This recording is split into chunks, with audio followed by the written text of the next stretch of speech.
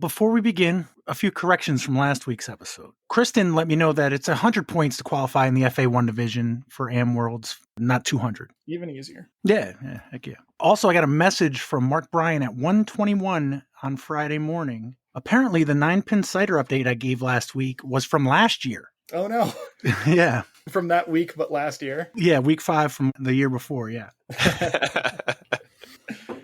So to correct that, here's the actual update for 9-pin cider, week 5, 2025 for Mark Bryan. They had 64 players in the free division. Looks like a 4-way tie for third place at 10 points. Chris Farrell, Dennis Daly, Mark Bryan, and Nick Alcatraz at Cats. Tie for first place with 12 points between Erich Struna and Branden Cline. If they did break the tiebreaker, it looks like Noodle Arm Branden Cline got the free flight. In the paid division, 3 players had 15 points and got $5 each. That's correspondent Joe Karen, Jay O'Leary, and Derek Stasinski. 2 players had 16 points and got $20. That's Leor Kushner and Kat Bemis. And 2 players got 17 points, $30 each for the win. That was Ryan Martin and lefty Mike Warner. You'll now see season total scores start to show in the results. It will only populate once you have at least 5 weeks of scores. Anyone who has not attended 5 weeks by the end of the season will not be eligible for season prizes. Also, congrats to Eric Alexander on the big ace tonight. A ton of medal hits, but only yours stayed in. Got $49. Eric Struna. Patreon, Eric Struna. All right. Any other corrections? Anything else I fuck up? Nothing I know of. All right.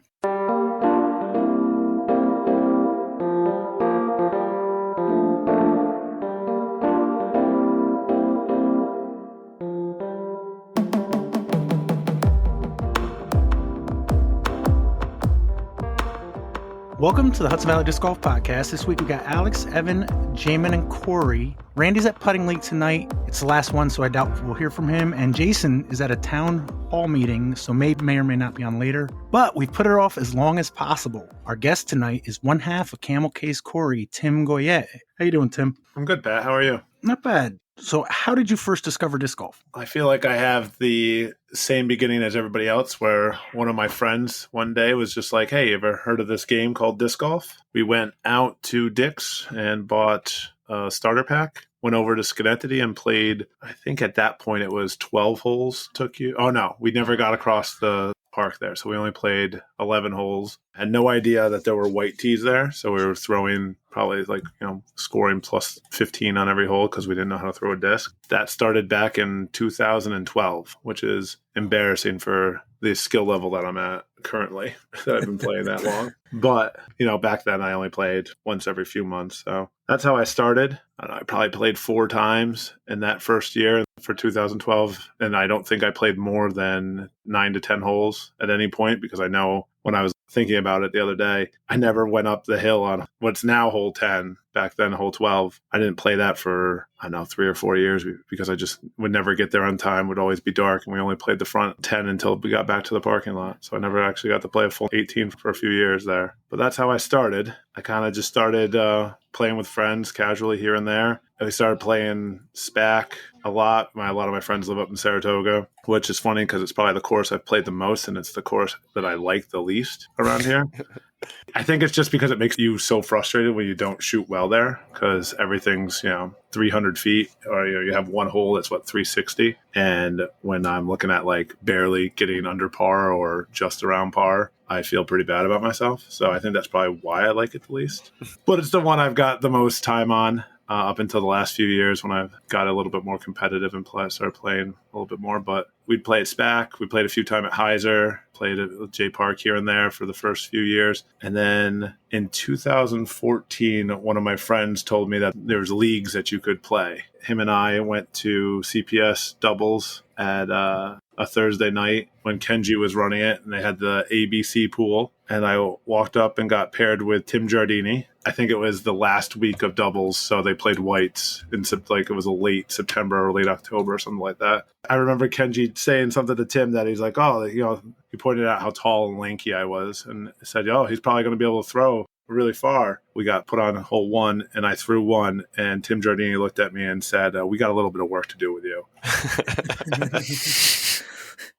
We ended up playing that round. I had a lot of fun. I think we took 3 of my shots the entire round. and set the course record at the time from White's, which was 14 down, is what Kenji told us. And I walked out with $45 on my first time playing doubles. Nice. And then the funny thing about this, I never went back to CPS doubles again until 2023.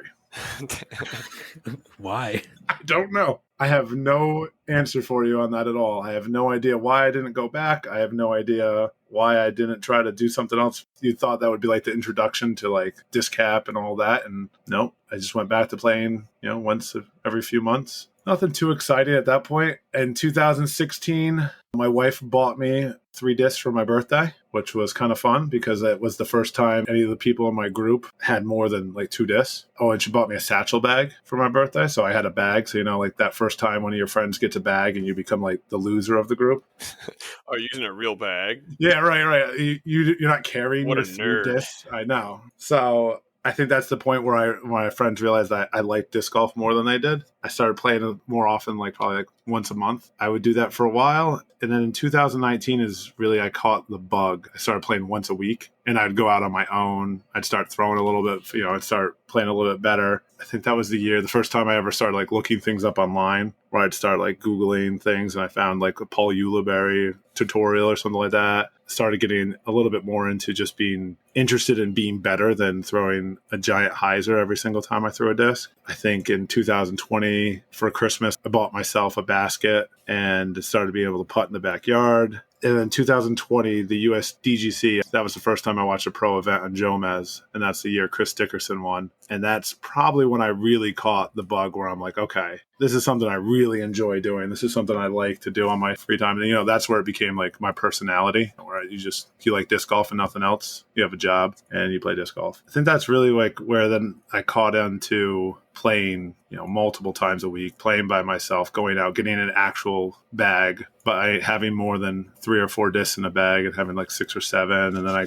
eventually have a giant collection of 400 discs or something like that. How I got into DisCap in 2021, at this point, Bryan Monahan and I, the other half of Camel Case Corey, were playing pretty consistently together. Did you know him before disc golf? I did. Bryan and I we've known each other, I'm trying to think. It started with fantasy football, actually. Actually, my friend who got me into disc golf, who doesn't play at all anymore, is a huge commissioner of fantasy football. Taller than you?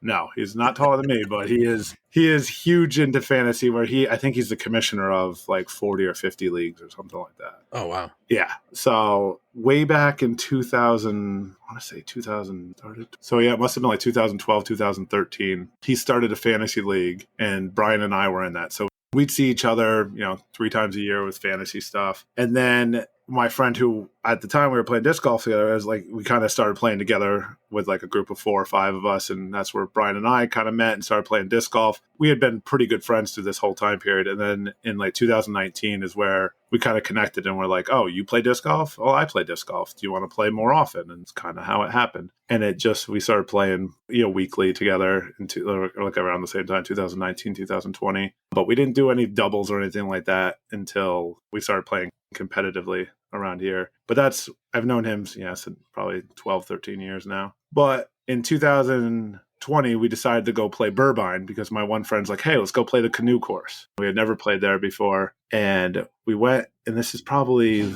August of 2021. We went and played, and I had just left a disc. I didn't even throw it. It fell out of my bag at the end of the course, and I just left it. It was honestly almost right next to the lost and found basket there. We were at the practice basket, and it must have just fallen out. And I get a Facebook message from Byrne Disc Golf Course, and it says, I have your disc, and I know you. And I'm like, what the hell is this? Was it in different shaped letters, from a magazine? Right, it was a ransom note that's I have your disc, and I know who you are.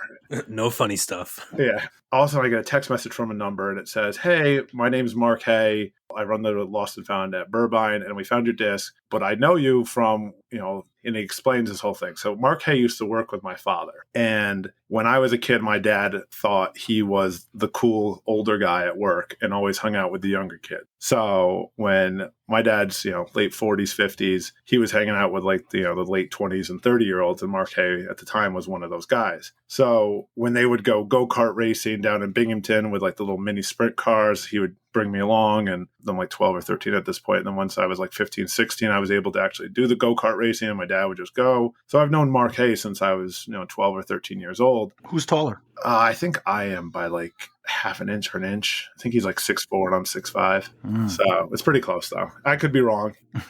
I think he still listens, so he might be able to spot check me on that. But he texted me and started talking just about him going through and building that course and DisCap and competitive rounds and stuff like that. And I was just saying, I'm pretty terrible and I just play for fun. And then he said, just let me know when you're going to come pick up the disc and I'll leave it, wherever on the course and you can grab it. I don't know. It's like 2 days later, I was going to skip out of work a little early and I headed up there for an afternoon round up to Byrne. While I was sitting there, I ran into his brother, Matt Hay, and his first name's Chris. I'm trying to think. Palmer. Yes, Chris Palmer. So I ran into the two of them and they asked if I wanted to join them in a round and I smoked them. They were both telling me that they were playing Burbine Blues, the first one in October. It was funny because I think I beat them by like 4 or 5 strokes. Still wasn't a very good round. I think we were all double digits, but it gave me a little bit of confidence to where I was like interested in now, like, oh, maybe I could play competitively. So I signed up for the tournament. I think I was like 3rd or 4th on the wait list at the time. And then, 2 weeks beforehand, everybody who wasn't serious about it dropped out. And I got into my first tournament at Burbine Blues. And I had the rude awakening that was an off round for me when I beat Matt and Chris playing Burbine for the first time in a competitive tournament. So that was pretty terrible. I don't know. I think I finished 9 out of 13 or something like that. What division did you say? I started with MA3. I said, this is, you have like those embarrassing things that you say when you're an amateur and to somebody in your first time, and it's kind of just sits with you for the rest of your career when you think about things. And I was on hole 11, which is a long 351-foot straightaway tunnel shot. And for whatever reason, I told Ross O'Toole that I could get a Firebird there and definitely could not get a Firebird anywhere near that. And I didn't even throw a Firebird off the tee for that shot for whatever, just not even try to prove the point. I just said I could do it and then never did it. And I still think to this day, I'm like, every time I walk on that tee, I'm like, I still going to get a Firebird anywhere near this hole. But it's one of those things that you say in the thumb and it just kind of pops. I'm like, well, that's the memory I have from my first tournament is not only did I play terribly, but I said something incredibly dumb. That's another fun thing. I also had I don't know who, somebody on the card called me on a, footfall? No, not a footfall. What is it when you swear too much? Oh, you got courtesy violated. Oh, yeah. Oh, courtesy. Thank you. I got a courtesy violation because I was saying words that were inappropriate too many times. Not even fun words that I could probably say here. Wow. Yeah. I was a much angrier person then than I am now. Wow, I don't know if I've ever met anybody who's gotten a courtesy violation. Yeah, I got one of those. What a badass. Right? First tournament ever. I'll tell you, it was on hole 1 too. Not the first hole I started on, but on hole 1. They gave me a courtesy violation and I finished with plus 30 something. So yeah, but you didn't come in last. I did not come in last. That is true. I'm trying to think if I have. I've come second to last a few times. But yeah, that was my first tournament. And somehow, even after that, I still got the bug. Like I still wanted to just keep going and get better. And I just kept playing. And then I think the Ice Bowl 2022.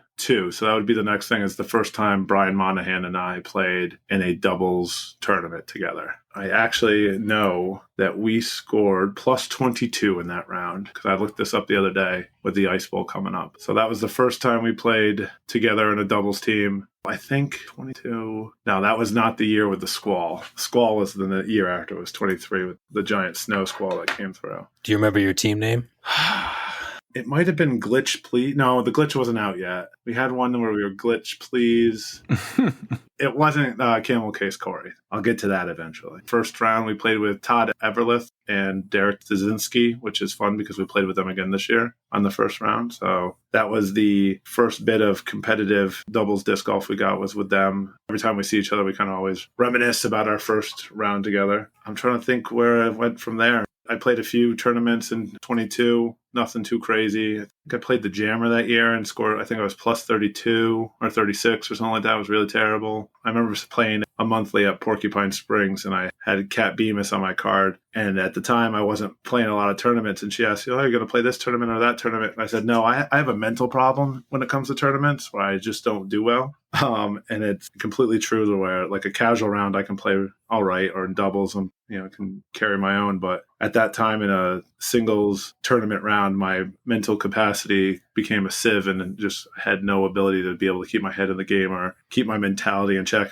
That's pretty obvious considering my courtesy violation in my first ever tournament. It just kind of became a thing where I was like, I feel like I should be better than I am, and I never could do what I expected I could do. So I just started playing tournaments here and there. In 2022, in October, I was playing around by myself at SPW, and it was raining. It was the end of the year, so I had taken the day off. I wanted to play around by myself to just kind of, play around. And then I was going to do close the backyard stuff up around the house, get all the kids' toys in the garage, get the patio stuff we'll put away, and just get the whole yard prepped for the winter and just make sure my house was ready. And I was playing around, and I went to go plant on hole 15 at SPW, and I broke my leg. Yeah.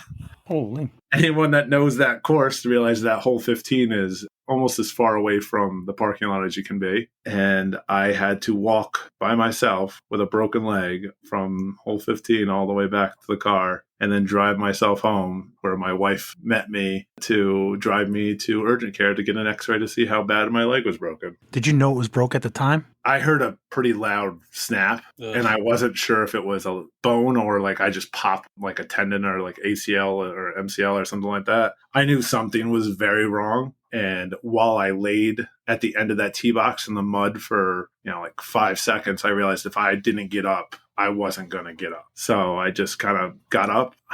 Luckily, the disc only went like 20 feet from the tee. You got the disc? Oh, I got the disc. All right. I went and got the disc, got the bag. I had, a giant grip bag on my back, and I walked back to my car, literally telling myself, you can do this. Just get to the car. Just get to the car. What was the disc? It actually, I don't know why I was throwing this. It was stupid. It was a signed Missy Gannon Undertaker. It was actually signed by her, and I was chucking it. I don't know why, but yeah. Thanks, Missy. Yeah, right. Broke my leg with that. Mm-hmm. I'll tell you that it changed my entire run-up and how I throw a disc now. It used to be like very James Conrad-esque, and now it's like 3 steps and I throw a disc. So it completely changed the way I throw a disc after that. Basically what happened is I put my plant foot on the wet wood, and when that slipped out from underneath me, rather than just falling on my ass, I put my left leg under me, and it just, all the weight landed on my fibula, and I basically just snapped it. Foot fault. Yeah, it was. Definitely was a foot fault. I'd imagine a courtesy violation with whatever came out of your mouth afterwards, too. Oh, I'm sure there was a lot of courtesy violations that could have been thrown after that. Oh, man. You didn't even have Ryan Yaddow to carry you out. No. Mike Zanchelli always complains about break or whatever he did, pulled his tendons, break his leg. At least he had people to help him out of there. So he won't play there anymore, and right. Now you're on Team SPW, so look at you, buddy. Right there it is. There's the mental part of the game. So yeah, had to be in a walking boot for 8 weeks, then had to go to PT for another few weeks, and I feel like it was one of those things that it made me realize either I would probably never play disc golf again, or it would affirm how much I like disc golf to like go play again and even play that tee again. And after the leg healed up, it actually got worse. After I went to the doctor to take the boot off finally after 8 weeks, I was telling the doctor that I, was feeling a bit of a pain in the back of my calf. And of course he feels my leg while we're sitting there, and he goes, you need to go get an ultrasound. I think you have a blood clot. So I went there and found out that I had a blood clot and had to be on blood thinners for 6 months. So great little event there, playing disc golf at SPW. The doctor said I could play in January. It was the first time I could go play disc golf again in January. So of course that meant January 1st and playing first tracks. And that's what I did. And then 2 weeks later, it's miserable and you don't want to play again for a couple months. Well, it's funny because that was the year it was like 45 degrees for first tracks. Because Bryan even came out and played because I was on a card with him. That's where I found out he's a fair weather disc golf player, because he said I wasn't going to come until I realized it was going to be 40 degrees. Played that round, and then 2023, I started playing more seriously and more competitively. I wanted to play a bunch of tournaments because I realized it's one of those things I really enjoyed. And after breaking my leg, those 8 weeks of not doing anything, I really wanted to just be throwing plastic. So I decided I was really going to play more tournaments, and the first one was April Showers. So I signed up for April Showers, and I left my soul at Heiser Creek after that tournament. You disc? I know.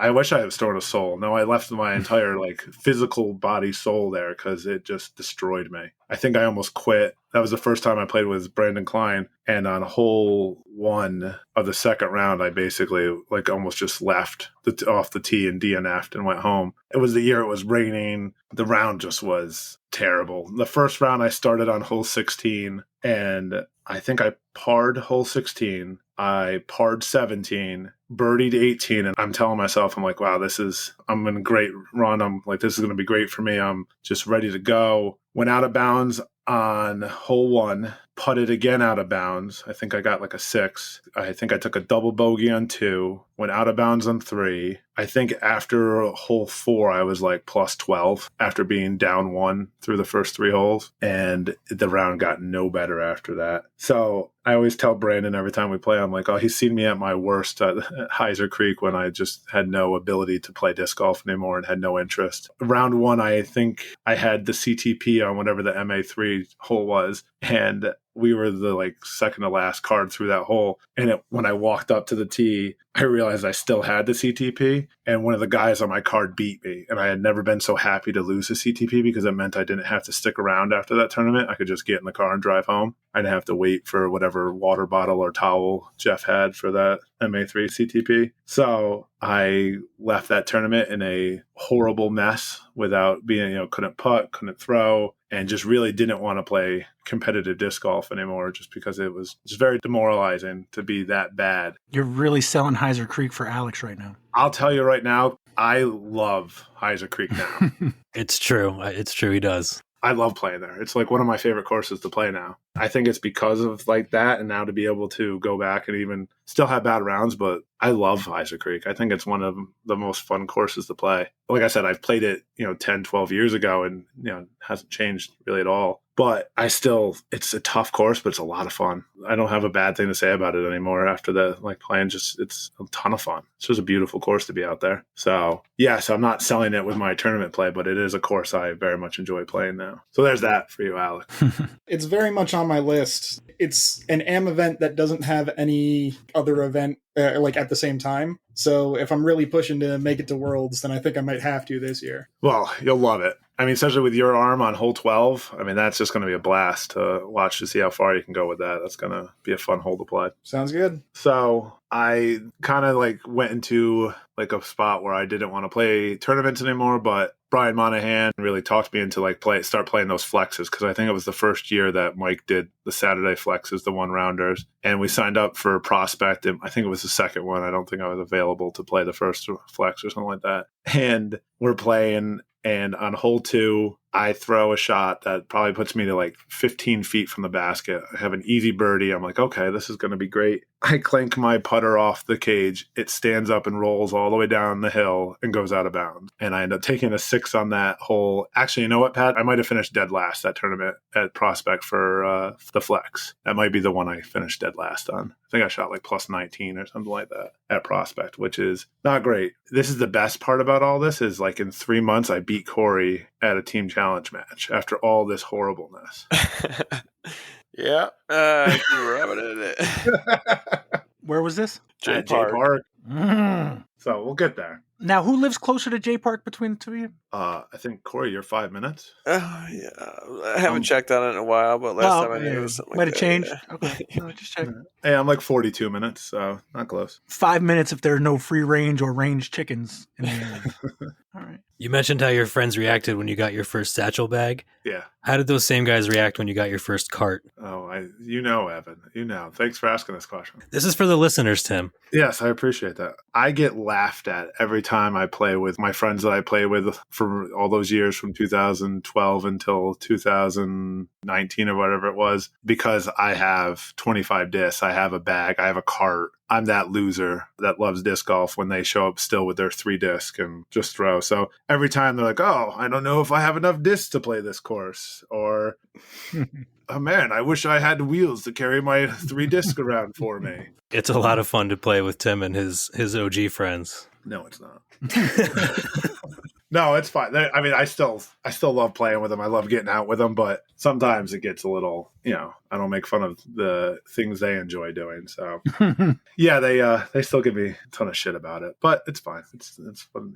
It's the different choices in life we make. But yeah, for the rest of 2023, I didn't play any tournaments because I just, like I said, my mental game was a wreck. I couldn't do it. I played a lot of individual stuff and I played a few doubles tournaments. So in that year, Bryan and I played the Scramble for the first time. Stony Kill is a ton of fun. So I think that was the first time we played that. I don't think we did incredibly well, but we did all right. I think we were top 5. And then I'm trying to remember, Jason's not here, for the Safari round at JPark. That stopped last year, I think, right? Yeah, they didn't do it last year. They did it the year before. So 2023, they did it. Okay. So then in 2022, we played the Safari round together and we did all right. Wasn't great. I think that was one of my favorite doubles tournaments, was that tournament, just because playing those layouts at JPark, I think, is just awesome. I think that Safari layout is a lot of fun. And then in 2023, we played it together. That was the Wild Wild West year, and Bryan, Monahan, and I won that. And that's where we start the Camel Case Corey story. When I was listening to the podcast, Corey was talking about team names, and our team name was the Good, the Bad, and the Bogey. But at this time, when you had to sign up in disc golf scene,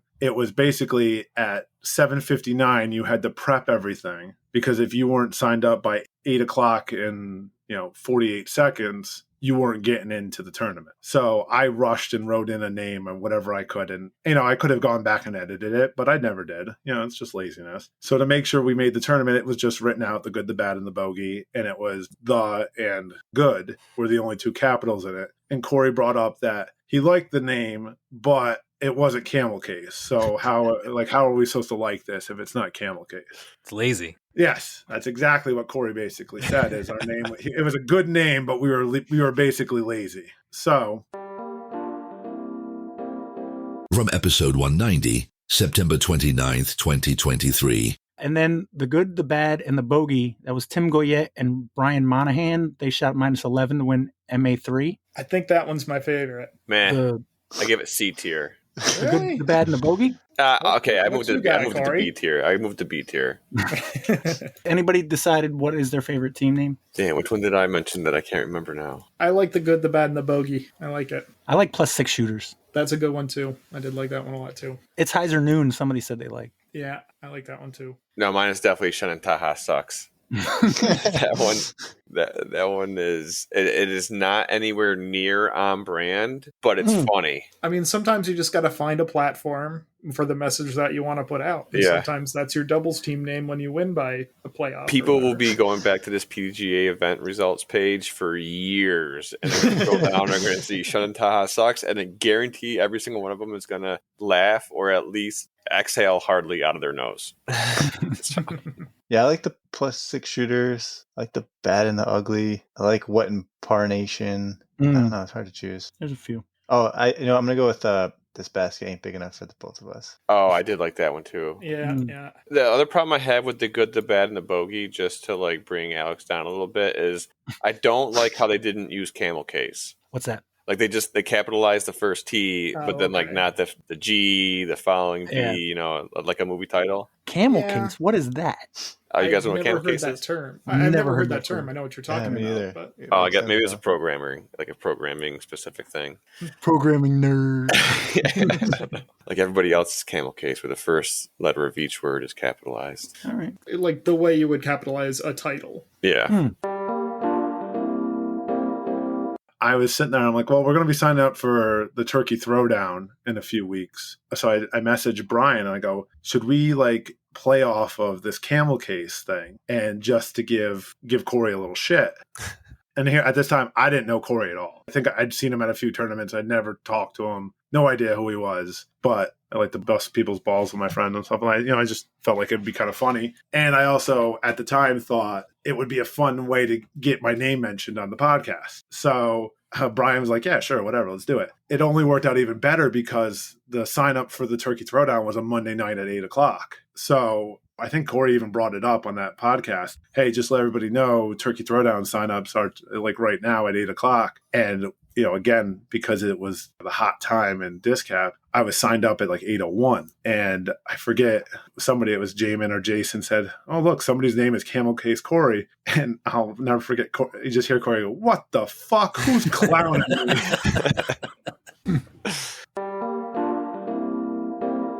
From episode 192, October 13th, 2023. Also, not to rush anybody, but I also forgot that registration opened 6 minutes ago. Camel Case Corey is a team name. Camel Case. What? No way. Is it really? Yeah, MA3. Camel Case Corey. Who the fuck is clowning me?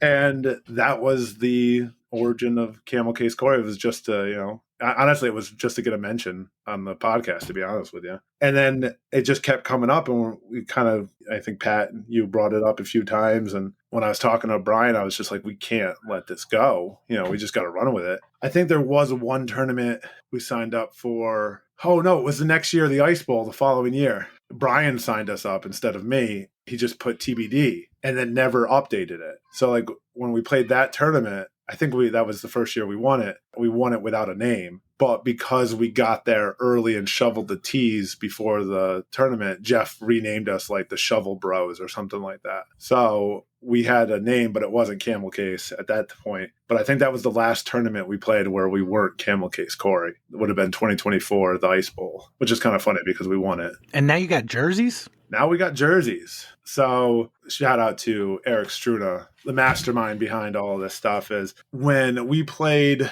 the scramble this year, I talked to Bryan and I was like, hey, wouldn't it be kind of cool if we, since we're really diving into this name, let's get some shirts or something like that and just have it. And since you guys always referred to us as one half of it, I'm like, let's put one half on the back and we'll roll with that and make it even more play off the name of it. So we had been talking with Erich Struna about making a jersey, and it just never came to fruition at that point because the thought popped up, 2 weeks before the tournament and couldn't make anything happen like that. But Bryan's wife is pretty good with a cricket. So we bought dry fit polos and she put that stuff on the back where it says 1/2 Camel Case Corey, and on the front, I made that camel with a mullet and put Camel Case Corey on it. And that was the logo that we put on the front of it. It's just, that with the name on it. And we rolled with that. And I have a problem with like getting clothes dirty when I play disc golf. I just like, I'll just wipe a disc off on a shirt or something like that. It doesn't bother me. I don't really care. But Bryan tells me when we're warming up, he's like, just don't get the shirt dirty until we take a picture. Jen really wants a picture of this. Don't get the shirt dirty yet. We walk back from our warm-ups and I just got a huge like dirt stain right across the front of my shirt. No idea what I was doing. As I'm walking up, Jamie Borg goes to me. He's like, why are you wiping your disc off on the front of your shirt? Like, well, that's clearly where I got that stain from. So when you look at the picture that I know I sent it to you, Pat, and I sent it to Alex during that tournament, it's like why I'm half standing behind Bryan is because he didn't want to show Jen that I had a giant stain on my shirt 45 seconds after we put the shirts on.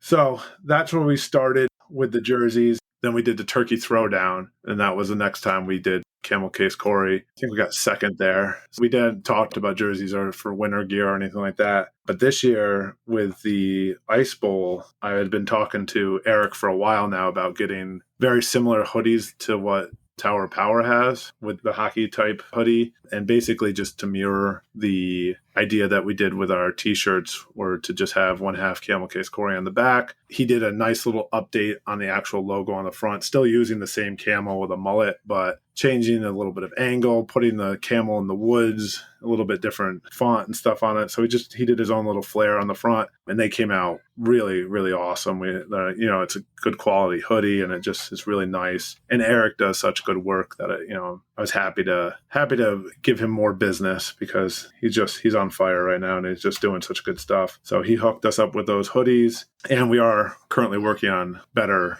polos for the summer as well. So we'll have some more things in the future as well. But yeah, he did us a solid with those, and they looked great this tournament for us on the Ice Bowl. So I had done no research. I think I just based it on Corey's explanation of what Camel Case is, but I don't think he was right. No, he isn't. He explained this to us one day at J-Dubs. I was partially right, but also partially wrong. Right. But in all fairness, I thought when you said it, I was like, shit, I am wrong. That's not Camel Case. I didn't do it Camel Case because that's what I always thought it was as well. So what we thought was, and when Corey explained it, it made perfect sense. If you do a title like The Grapes of Wrath, you would capitalize the T, the G, and like the W. Mm-hmm. And that was what we thought Camel Case was. What is it? So title case, I guess, is what they call, like, where you capitalize the first letter of every word in the title. Camel Case is the same thing, except the leading word is not capitalized. So, like, for Camel Case Corey, it would be lowercase camel and then capital C case, capital C Corey. So it kind of looks like a camel with humps. Or like iPhone is showed as an example, or eBay, where the first letter's lower and then it goes upper.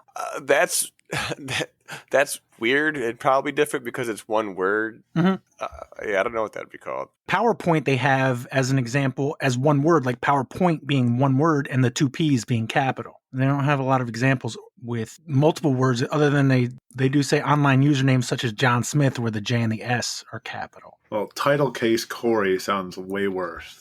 Yeah.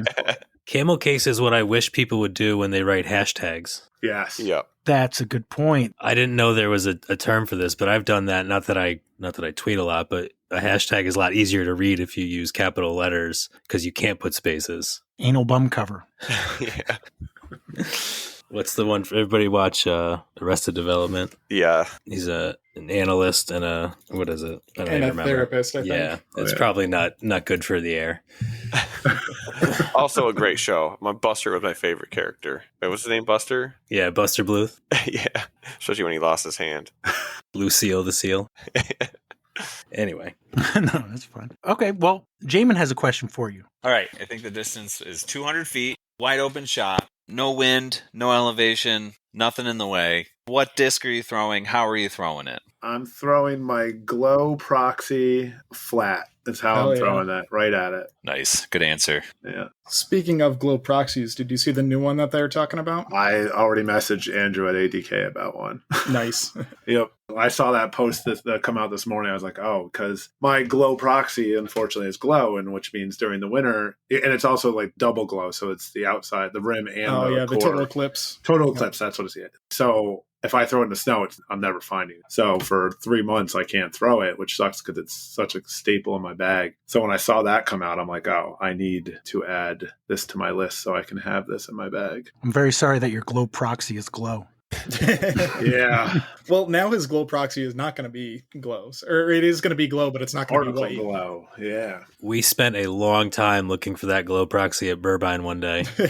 I almost cried after that. Pat, it's the same one that I almost lost at Stonewall out of that hole 13 when it was under the leaves. Oh, I thought it was the one where you try to throw a roller into turds.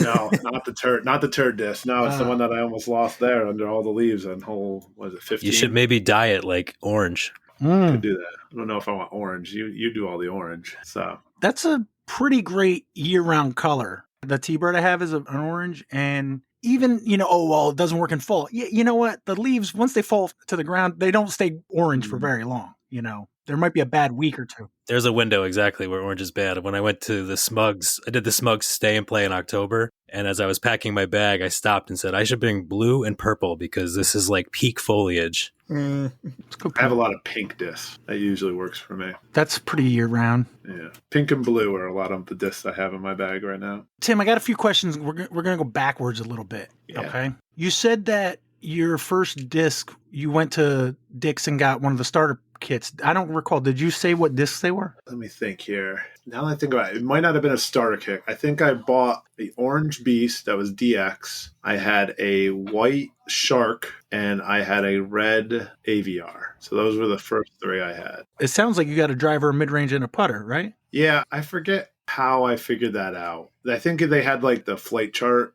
right above it when you were buying discs at Dick's. And I think I just picked like one that had long, one that had a medium, one that was short. Well, you should have got two mid-ranges, I'm just saying. I really should have, because that beast never really went any further than the putter would have if the way I threw it. So You also mentioned a few courses that you played at early on. What would you consider your local course today? CPS is definitely my local course. I'm 11 minutes from CPS. Okay. Yeah, so I play that like quite a bit, but even though I'm co-captain of SPW, I think that's probably the one I play the most is SPW now. So because it's like 32 minutes or so, so it's a bit of a drive, but I probably play it. Okay, I got a couple more course questions, and then Corey's got a question for you. How many unique courses have you played? Oh, 1 second. I think I added a few recently, so let me see what it's up to right now. See, Corey, I bought you some time. I mentioned that it's coming, so I'm not going to use any of it. We'll just go okay. on the spot. That's fair. 37 unique courses. Farthest one. Farthest one from me or anywhere? Let's see. No, the farthest one from me, Tim. Well, okay. The farthest one from you, I think, is probably Jenkinsville. Oh, actually, maybe Maple Hill's probably farther. Oh, I don't know. And then the farthest one from me is Mount Kisco, Leonard Park. Oh, really? Okay. Yes. I love that. That course, I've only played it once, but I had a blast. I really, really love that course. Your farthest that you've played is probably the closest to me, about an hour. You played FDR? I did a day trip down. I played the FDR, Mount Kisco. I did the Ace Race. I played those 3 courses. Well, the Ace Race really isn't. Yeah, it's a fun little thing. It's fun. Yep. So we did all that. FDR is probably technically a little bit closer, but okay. All right. And if you have a dream course that you want to play, I'll tell you, I really wanted to try to get down to New London before it got destroyed. I talked to Bryan like 6 or 7 times to be like, hey, do you think we could take like 2 days off and just go down and play New London? What's that?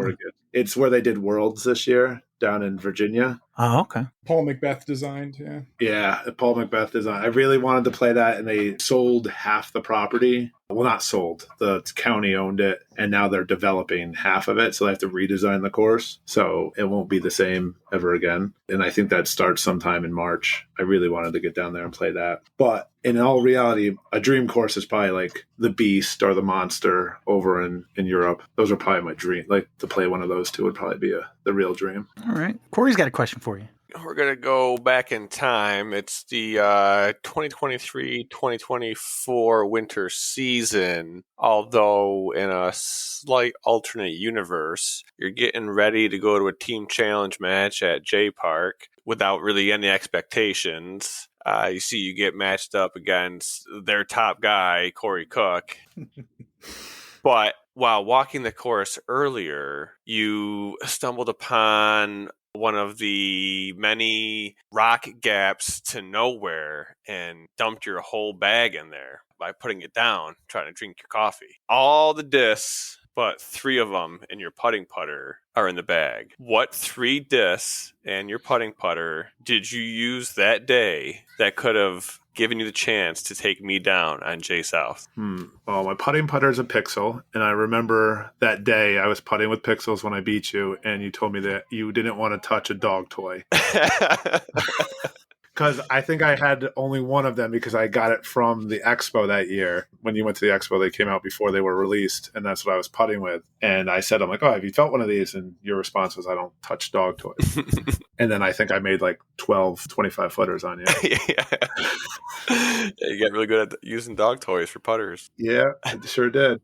So I have a Pixel. I want to think if there's anything that really stood out that round that I beat you with. I would keep in my bag that Globe Proxy. That's a go-to. I need that for like good up shots off any short tees, like for playing. I guess we're not playing any of the backwood stuff, but I would definitely need that for some of the up shots. I have, probably like 3-year-old now Fission Insanity that is my go-to, like on hole 3, hole 5, and hole 6 back there. I'd need that for anything on south there. So I'm definitely taking that. And then I'm taking my beat-in DD3 for my driver for some of those longer holes, like 10 and 8. Those are the ones I'm taking. Probably need a mid in there somewhere, but I can make that proxy work.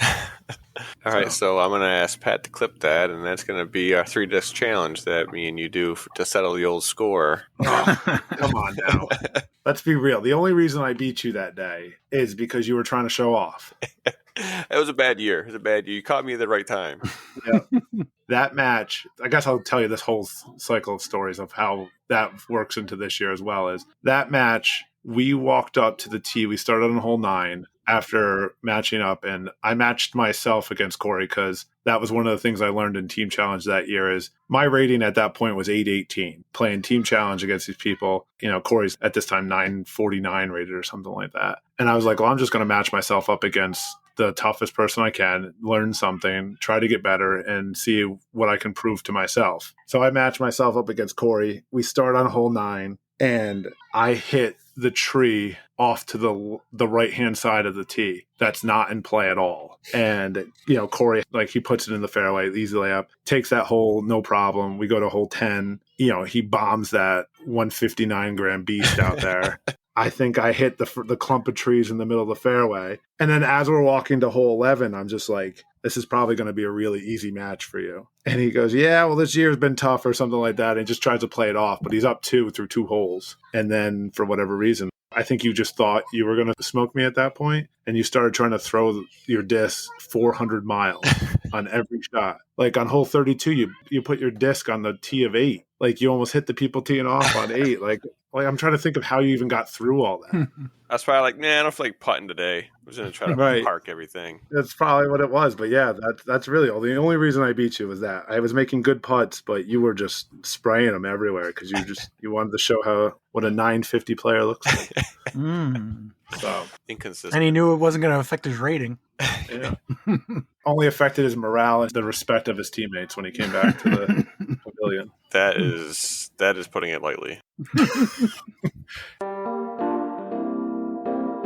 From episode 210, February 16, 2024. So I think maybe go do New York Team Challenge next. So Brian Bickersmith, he posted unofficial standings earlier. So I'm going off of that. Corey, do you want to start? With how yeah, let me see if those results showed up on our end of the world over here. I'm sure the news travels fast. We were confused. I just scrolling through to see if there was anything worth knowing about before I start. Let me pull up Alex's picture. Oh yeah, this looks familiar now. Oh yeah, Ooh. Here we go.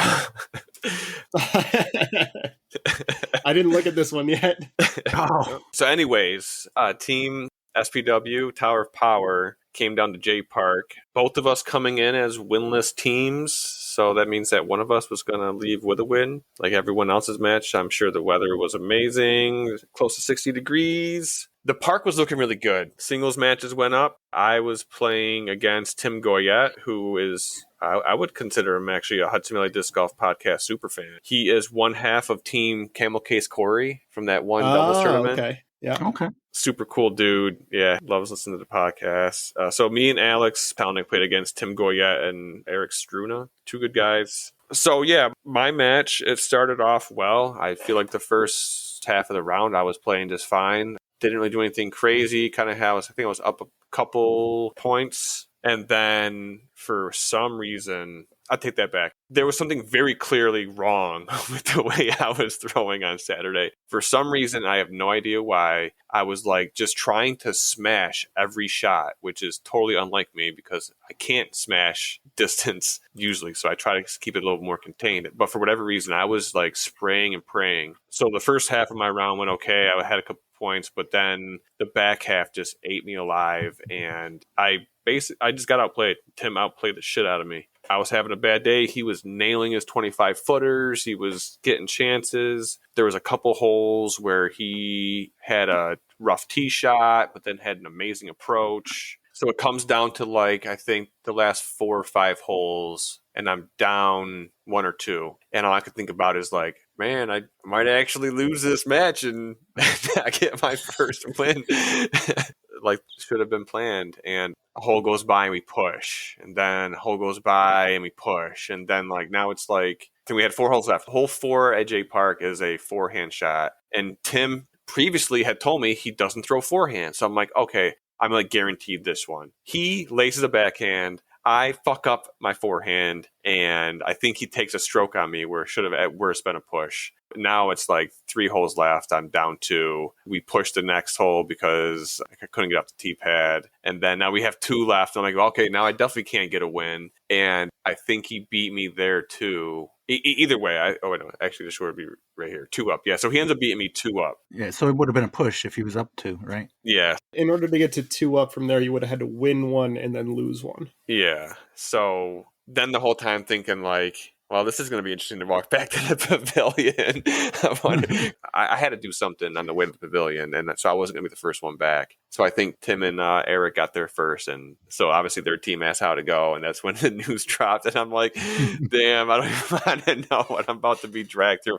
So as the matches came through, I was the only loss on the board, and I'm like, no way, bro. Tell me I couldn't even get a win, but not only that, I'm the only loss in singles. And then I was saved by Melissa, which I think she might have known that I appreciated that I was not the only loss. But that definitely felt better that I was not the only loss, because that would have just felt even worse. Kevin Kroencke was kind of busting my balls, and I'm like, Kevin, listen, dude, I feel like you would have beat me today. Like, I would have lost. They could have put me against any person on your team. I would have lost. There is some weird curse or aura going. I'm going on Amazon after this, and I'm buying myself a Himalayan salt crystal, because there's got to be something behind those things, and I think I need it, especially before we go to Byrne and prospect against Chatham Hills. I have 2 more chances left to not just finish the season like a total. For the season. Yeah, that can't happen. I don't care what I got to do next match, but I'm about to start straddling some lines of like, is this legal or not?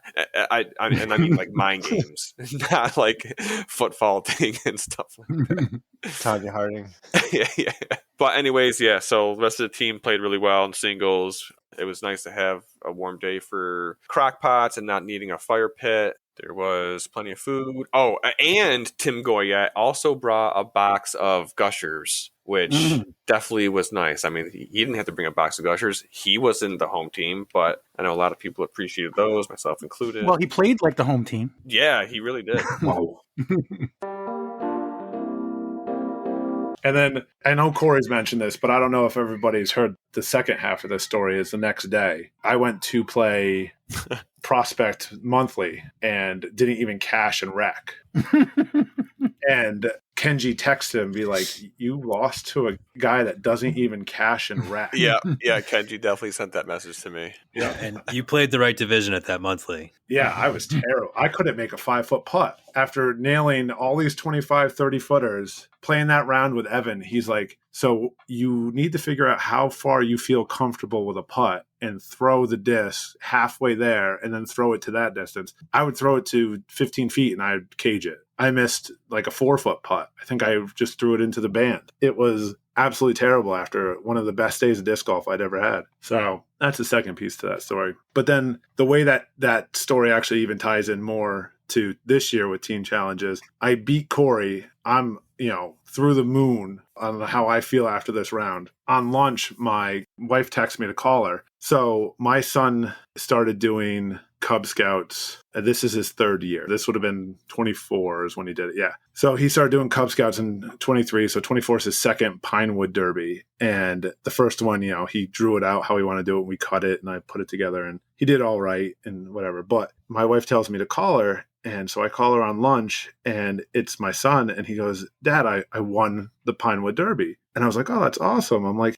so you won he was like a tiger at that time. I'm like, oh, you won that division. He's like, no, I beat everyone. He beat the entire scouts. Like he beat the 9th graders and stuff like that. His car beat everything. And then at the end of it, he goes, I wish you were here. And I was like, well, there goes team challenge from now on.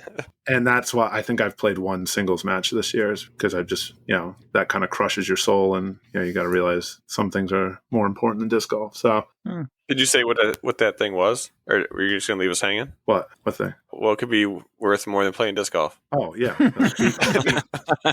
being a present father. That's what I'll go with, Corey. All right. Yeah. So that's what I've been doing. I've only played one singles match so far this year because the second Saturday seems to be a hot date for Cub Scouts. So that Saturday morning I do that. And then if I can make doubles, I scoot over to doubles. Otherwise, I just miss the whole day. But yeah, worked out. But he did not win Pinewood Derby this year. He finished second. So Because you were there? Because I was there. I blame myself. I really do. I blame myself why he didn't win it. So yeah, that's cool. So what's your go-to course beverage? Honestly, I drink a lot of water. During a doubles match, if there's something light, like a Miller Lite or a PBR or something like that, I'll drink that just to have an extra drink. But really, I drink a lot of water. It's not that I don't drink beer. I don't know. No, that's cool. What about off the course? You have a preference? I love a good sour. If I'm drinking a beer, it's usually always going to be a sour of some kind. I'm usually trying to do like a fruited sour or something like that. That's usually my go-to. I have Crohn's disease, so IPAs and stuff like that really screw with my stomach if I have more than one or two. So can't really do too much with that. That's cool. I think the one thing I didn't touch on is after my demoralizing tournament play, the one thing I really took away from that, and like Pat, you asked this year what my goals were, and my goals were really just to be more consistent, is after 2023 and after playing terribly at every tournament, my goals were really just to be able to have fun and learn how to have fun with disc golf again, because I was, just really playing terribly and it was just ruining the fun for me. And the reason I was playing terribly is because I wasn't having fun. Yeah. So in 2024, that was the big thing for me, is just to be able to go out and play and have fun and change my mentality of, I'm not being a present father to play disc golf. And, that's one of those things that if I'm not having fun, then what's the point in doing it? Absolutely. Yeah. And I think that was the biggest thing for me this year, is turned it around to, I'm not always going to have a good tournament, but I have always been able to point out, like, if I'm not having fun, figure out what's making me not have fun and be able to switch that within the round and not wait until like 3 or 4 days later when I'm like, oh yeah, I could have done that right then and there, and not be miserable during my round, and really help myself switch it up and enjoy what I'm doing. Because like I said, if you're not having fun, why do it? And I think I did a pretty good job in doing that. Whereas nowadays playing team challenge, playing tournaments is, it's the things I look forward to now. So it was a lot of fun. All right. I wanted to point out, this is the last opportunity we have to remind people, Skip Ace. Our first event is the Discraft Supreme Flight Open presented by Florida's Adventure Coast. That's the 28th, I think it starts. So if you join Skip Ace, the 2025 HVDGP listener pool, and the code to get in is 9 Firebird Katana Firebird. 9FKF. That's right. And if you played in last year's, you should automatically be signed up for this year's. Mm-hmm. And this year we're looking for the mystery box and potentially a cash prize. I do have a quick question. I looked this up, and let me refresh, but we were talking about the Blatnick Breeze. I'm looking right now. It's got 56 of 72. It's not until the end of March, so it doesn't need to be filled. But I see 3 MPO, 1 FPO. That's probably not going to get on Skip Ace, right? No, I think we said it, 12 and 4? There's 16 spots left. Yeah, it's the weekend of FDR, so I don't see it happening. Does that mean also probably not for Hudson Valley Disc Golf Podcast Player of the Year? We could always readdress this when it gets closer, but it doesn't look good right now, I would say. I'd say probably not. Especially with that MA40 division. Yeah, there's a baby face in MA40 this year. I get to play 6 months at cheating at MA40. It's not cheating. It's in the rules. I know. Dude, I get 10 and a half months of 50. So Is that this year? yeah, I'll be 50 in November, end of November. Damn, my last good year. You can take it to Kenji this year. Yeah. And he'll still beat me. Damn it. I don't know. He didn't look so good at Team Challenge last month. So To be fair, he looked pretty good from the white tees in the first round. all right. I didn't see him there, but yeah. Mm-hmm. I have a question that I've been wanting to ask a lot of the, the pros on this podcast. So me. Okay, what do you got? Ask you. Like I said in a lot of my stuff, is like, I'm the am of all ams. Is what is one thing you've done for your game that took you from, and this may be a while ago for some of you, but like took you from an am level to a pro level in your game? We'll go in order. Jaimen, what do you got? I would just say practicing purposefully. Like I feel like a lot of times when I see people out practicing or warming up, they're just hucking stuff as far as they can. Working on accuracy is a more purposeful type of practice, but it's way more useful. Besides that, just not throwing 100%. You want to be always looking for a shot that you can throw comfortably at like 75%, because you're going to be more repeatable and more accurate at a 75% power than at 100% power. That makes sense. Jason? Actually, 2 things. The first thing that I found really helped me was just understanding my skill level. Knowing what you're capable and not capable of actually goes pretty far on a disc golf course. Like if there's 2 gaps and one's big and one's small, but the small one has more reward, just knowing what the odds are of you hitting this gap versus that gap can actually in the long run add up. And then the second piece of advice, that it's not necessarily something that changed my game, but the biggest difference I see between AMs and pros is AMs will usually let the beginning of the round determine the rest of the round. So 6 holes in, if they triple bogey to hole, mentally they're like out of it. Where pros, I think, are a lot more resilient and can kind of try to birdie back and they're not out of it till it's the 18th hole. Corey, you got anything? So typically, right, you drive once on a hole and hopefully you putt once on a hole. You can get a lot of strokes in between those two. So I think one of the best ways to like shave a good chunk of strokes off on the end of your round is by scrambling or approaching smarter, not letting, fours turns into sixes or birdogieing a hole when you didn't really have a chance to birdie it to begin with. At this point, you already know that you can putt, you can throw a certain distance, but if you could just clean up the middle of the game, that's like a better way to get more consistent. Like the big difference is consistency, but like you have the skills to not you in particular, but the player typically has a skill set that allows them to perform well on the course, but letting it get away from you is kind of like what's the phrase I'm looking for? It's like self-harm. I just want to go back to that. You gave me a nice little backhanded compliment there. Well, not even compliment. Just basically said I didn't have the skills to do it. So I appreciate that, Corey. And Alex, other than obviously making Worlds in Buffalo this year, what's the one thing on your game you're focusing on this year? Oh, that's a good question. I guess specifically for my game, the thing I'm really working on is throwing hyzers.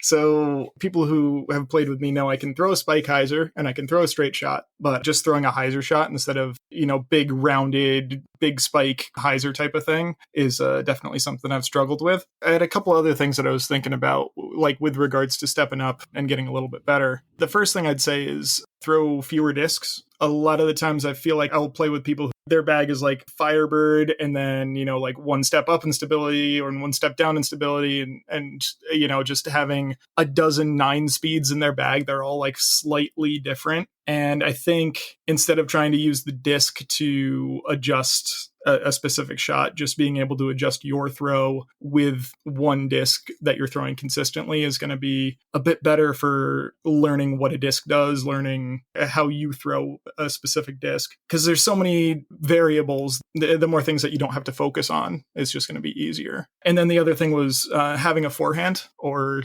having a turnover shot that you're comfortable with. Even just a 150-foot, 200-foot forehand can save a lot of shots, especially in those ranges that Corey was talking about. Turning a potential 6 into a 4 because you can throw a forehand instead of trying to do a super touchy putter shot that's on a 45-degree anhyzer. I think that's going to save you a lot of strokes too. Evan, what about you? Well, I think, moving from MA3 to MA40, it probably helped that I started playing disc golf when I was 39 and a half and I had that option right away. Are people at 39 still saying 39 and a half? I don't know. No, but I think, just to weigh in from my own perspective, when I decided to move to MA40, I knew that I would be playing longer tees. And I think a lot of it was just kind of mental and knowing it would be difficult, but, wanting to challenge myself and learning pretty quickly last season to kind of, to Jason's point, to play within my skills, such as they are, in a tournament, at least to play smarter, and not have that mental breakdown or, spiral if things start poorly. And then, forehand is a huge hole in my game. So I'm just trying to practice, and plug those holes. One other thing that I just remembered is playing with people who are better than you is always going to help, just because you get to see something different that someone does that you might be able to incorporate into your game, or, seeing how other people approach a specific hole. It's a lot easier than trying to figure out, all the different things that you can do on your own. Yeah, just play with people who play better than you. I would echo that. And at 49 and 1/6, I would say, kind of echoing what Corey said, that the most important shot is your second shot, but that's just me. Yeah. At 49 and a 6th. Very wise. To go along with mine, that means, signing up for one division higher than you might normally do, or, signing up for MA40 instead of MA3 or something like that is a really easy way to play with people who are better than you. That's why I play pro, baby. Or match yourself against Corey in a team challenge. Also true. Alex, New England Team Challenge, Stony Kill at Oak Ridge. It was icy on Sunday. Did you guys even play? Because I stayed in the house and watched a lot of Saturday Night Live shit. Yeah, so we'll run back the whole scenario. So initially, the match was scheduled for last weekend, that being Super Bowl Sunday, which was a poor decision all around. I don't really know how none of us caught it, but yeah, it ended up being Super Bowl Sunday. And on top of that, it was some extreme weather happening. Like we're talking forecasted 6 to 10 inches of snow, all sorts of bad things that way. So we started talking to the other team as soon as we realized that, like, yeah, this storm isn't going to blow over. We're going to have to figure out what to do with travel here. They weren't really looking to reschedule. I think their schedule's pretty tight. But yeah, we ended up rescheduling to this past weekend. And even that weekend, we were looking at it and we're like, the forecast says this is going to be pretty much the exact same thing. We're looking at, a couple inches of snow, a lot of ice, that sort of thing. So, it's not a great look for us to be able to actually play that weekend or this weekend. But that was the only thing that they were even slightly amenable to. So we figured might as well at least try it. So, of course, this Saturday rolls along and we're looking at the exact same weather where it's not good. I'm all for, this is a winter league. If you're going to play in a winter league, you're going to have to deal with winter conditions. But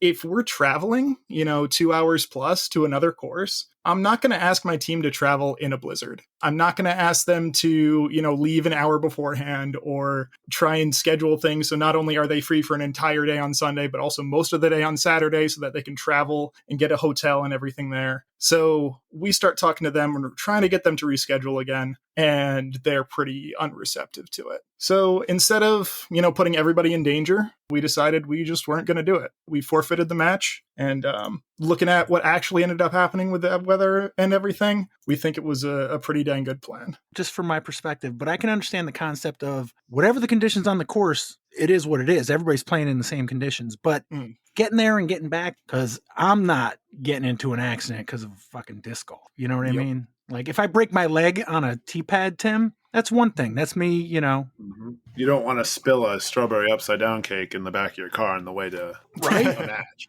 Well, that's the other thing, too. If it was New York Team Challenge, would you guys even had New York Team Challenge if it was yesterday? I would hope not. I can imagine many, if any, of those matches happening, and those are quote-unquote local. Yeah. Yeah, travel-wise, the same thing. I wouldn't ask people to do that. I absolutely would have been an advocate. Like, no matter what, if I was a home team, if I was an away team, if I was a neutral team, I would have absolutely been advocating to not have things happen. It's an entirely safety-based decision. Mm-hmm. This wasn't strategic. Like, we were going to be rolling with basically the minimums and, not necessarily the top half of our team. A lot of people weren't able to come because we had to reschedule. We were totally ready to play. If we had to play, we would have been fine as long as everyone could get to the course safe. And that's just not something that we could promise. So we decided it just wasn't worth it. No, that's fair. For anybody in New England Team Challenge, has anything like this happened before or similar, or just curious? I'm not aware of any. Forfeiting is something that's built into the rules, but I don't think it's ever been, this is a health and safety issue. I think it's always been, these people don't have enough players. Yeah. Was this the wedge thing? Oh, yeah. So there's actually a bunch of times this has happened. I think it was Rhode Island showed up at wedge and then forfeited in the parking lot at one point, probably 4 years ago, maybe at this point. I think Jack talked about it, yeah. Yeah. And then actually a couple weekends prior to this, Tolland went up to Vermont, played the first round, lost like 14-4, and then forfeited the second round and just went home. I think part of it is because with the schedule that Team Challenge has, the later you get into the schedule, the worse the weather is.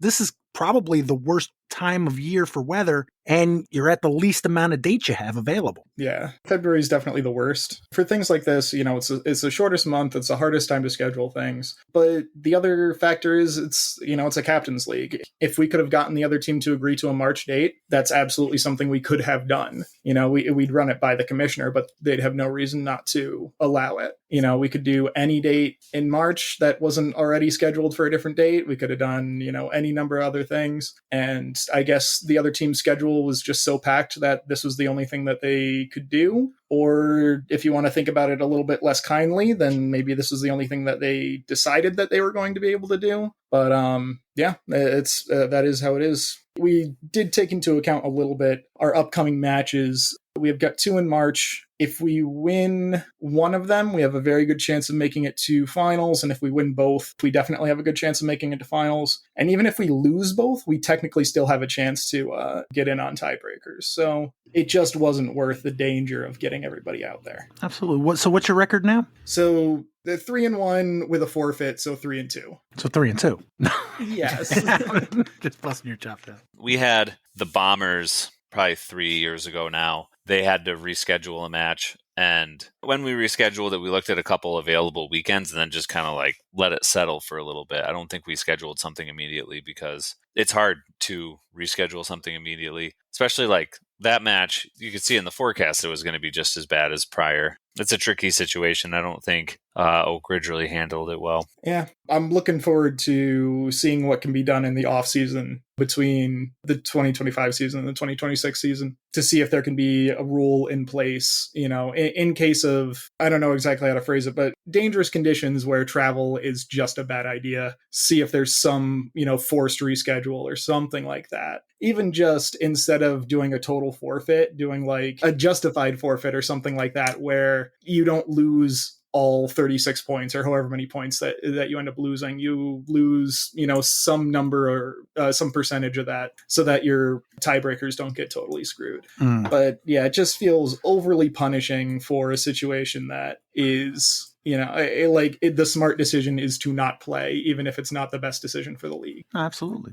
On a related note, the DisCap monthly at Thatcher was rescheduled for next Saturday, February 22nd, 2025. Jason, you posted a survey a couple days ago. How long is that going to be up for? I'm going to keep it open until March 1st. That'll be a 2-week period from when it was posted. Okay, because I thought it'd be fun to go through it, and if we could still do it next week, is what you're saying, hypothetically. Yeah, I've got, so far, I checked today, we have 127 responses. Nice. I saw there's 100 comments. I guess one of the questions must be like, what is your favorite disc? Because a lot of people commented on that puppy. Spoilers. Yeah, it's kind of a secret, Pat, but You'll have to take the thing to find out. Yeah. Jess was saying that instead of like, what's your favorite disc, it should have been like, what's your favorite cheese? Or like, what's your favorite animal? Something that's just more random that people wouldn't figure it out. So, Jason, what's your favorite cheese? Probably Parmesan. Pretty Good basic. choice. Okay. Alex? Oh, I love a good cheddar. Super basic, but Jaimen, you eat cheese, right? Yep. What do you got? What's your favorite? There's a saying in the restaurant industry that is everything's better with cheddar. Tim? Definitely a sharp cheddar. Evan? I like a really sharp provolone. All right. And Corey? I'm kind of partial to pepper jacks. If I'm eating like cheese and crackers, okay. nice some I like nice sun-dried tomato basil wheat thins, so a nice brick of pepper jack cheese. All right. For me, since cheddar seems to have already won, I'm going Velveeta. I don't know if it's actually cheese, but I'm saying Velveeta. A cheese product. Yeah, cheese spread. I only have 127 responses so far, so these could change, but I could do a couple quick trivia questions for you guys if you want to try to guess. Yeah. Oh, sure. Yeah. And since Pat's not the trivia guy, I can actually ask him the first one. A lot of them are really close, so they could change. But all right, first one. The question was, what would you consider as your home course? And I will say that on most of these questions, they had the option of selecting more than one course. So the question is, what course came at the highest with 17.3% of the votes to Pat? Oh, to me. CPS. Got it. All right. Nice job. Oh, Nice. I was thinking JPark, but I'm I like, thought you you know were gonna what? say I got to go to JPark. Population Center. Somebody said a couple weeks ago that Albany's got a lot of people or something. So, yeah. I was going to go Troy. Yeah. I was at Prospect too, Park. yeah. All right. I'm going to go in the order that you're on my screen. Evan, another question was asked, which courses have you played before? Which course, having been played by 95.3% of the respondents, was rated number one? I could also see that as CPS, but I'm going to go with JPark on this one. So through 127 votes, JPark is in second with 120, and CPS has 121. Wow. So one vote, you got it wrong. But very close. All right. Next up, Alex Potts. The question is, what courses are most enjoyable to play? And they could select the courses they enjoy playing. This course got 64.6% which is leading so far. What course is it? Ooh, good question. So most fun to play, I think it's got to be a short course. It's like something that people are going to get a lot of birdies at. So my initial thought is either Prospect or Colonial. I think people are going to think Colonial's a little too flat and samey, so I'm going to go with Prospect for this. That's incorrect. Should I go on? Yeah, see if anybody gets it. Yeah, all right. Yeah. All right, so next up, Jaimen. I'm going to say JPark. All right, Jaimen got it. He stole that. Fair. I'll give him a half point for stealing it. I would have thought people wouldn't like, how many trees and how tough some of the holes are at JPark. He didn't say it was the one that people played the best at. He said it was the most enjoyable. Yeah. Fair. Unfortunately, Also fair. there's too much broken glass at Prospect. Yeah. I will say it led by quite a bit too, 64.6%. The next highest is actually, looks like Stony Kill, Oh, nice. 54.3%. I'd agree with there. All right, next question is for Jaimen. Which course would benefit the most from a work day? Ooh. I'm going to say CPS on that one. Tim. Hey, what did I put? Oh, duh. This sounds exactly like trivia, Jason. You're doing awesome. Oh, did they have OK on there? Yeah, I'll go with OK. Corey. I appreciate that. I'm gonna guess. Shit, JPark. Pat. That's tough because my thought was JPark. I'll give you a clue on this one. So the one that's leading is more than 3 times the second place one. So it's selected for more than half the votes. I'm going Greenville, Jason. Evan? Prospect? Alex? I would have said Blatnick. Yeah, there you go. Come on. I thought I was giving Jaimen an easy one too. Oh my God. Yeah, no, I figured it out before mostly everybody still, but that was my, duh. Yeah. I forgot about that course. What's up with it? That's because it needs a work day. Yeah, Yeah. that'd be such a good course. Yeah, the reason Blatnick has their event as like the first event of the year is because every other time of the year it is so overgrown and unplayable that no one ever plays it. So yeah, they do it at the beginning before the grass has time to grow in, but hopefully after the snow is melted, and every other time like people are just not happy to play it. Did I hear that the hanging basket is no longer hanging? Like that came that down right? maybe from one of those dead trees? That checks out. Those trees weren't super good for that kind of thing. I think they were basswood trees, which aren't really the most long-lasting trees. I can't say I'm not like a little happy about that. I have a big gash on the top of my head from that basket. Who said Blatnick? Alex? I did, yeah. Yeah, make sure I keep score. Really important. Nice. Just so you know, Jason, if you have a problem with the score, just ask yourself. All right, so who's up next? Tim? Yep. Okay, so the question was, what courses did you volunteer at last year? Which course had the most people volunteering at them? Well, let's see. I'll go with Greenville. Corey? I'm gonna say, shit. Who was even doing work? God, CCK. Pat? The course with the most work hours, CPS. They redid the T-pads. Well, just to be clear, it's the most people said they volunteered there. Oh, the most people said they volunteered at a course? I'm still saying CPS. I got nothing better. Okay, Evan? Stony Kill? Yes. Obvious in hindsight, right? Yeah. Guys, there was like this whole storm and stuff. Okay, and I got one more for Corey. This is probably the hardest question. So going back to what course would benefit the most from a work day, there was only one course in the list that had 0 responses. What was that course? What course was on what course? I'm gonna say White Elephant. Pat. Damn it, that was a good guess. I don't know what was on the list, but I'm going to say Minekill. Evan. Can you repeat the question? The question was, what courses would benefit the most from a workday? Blatnick was obviously in first. There was only one course through 127 votes so far that had 0 votes. What was the course? Colonial. Alex. I would say JPark. Jamin. CTK? Tim. Greenville. All right, back to Corey. I'll give you a hint. It's a course that Jaimen designed. Moreau. Pat. Damn it. The other one. What's the other one? I know this. There's more than one left that he designed. I think there's 2, right? Yeah. Wait, I don't even know the other one. What's the one that everybody, I say everybody, the few people, remember, Jaimen, like the New York guys, Antonio? Like, Yep. Yeah, that's the one. What's the name of it? Well, I can't tell you. Thatcher. No, I'm going to say Thatcher because I can't think of the name, and I want to keep it moving. Evan. Is it Crandall? It is Crandall. Ah! Nice. So Wait, you were was Jenkinsville dreaming. set already? No, it No. wasn't. Oh, like I said, I really couldn't think of 2 other courses that I did on there. So, oops. Yeah, that was my other thought. All right, so who got that one? Evan? Yeah. Evan, Evan, All right? right, so if you got a steal, I give you half a point. So That's Pat good. got 1 point. Evan got 2 steals, so he got 1 point. Alex and Jaimen got a half a point, and Tim and Corey struck out. Ooh. I'm used to it. You guys got goosed.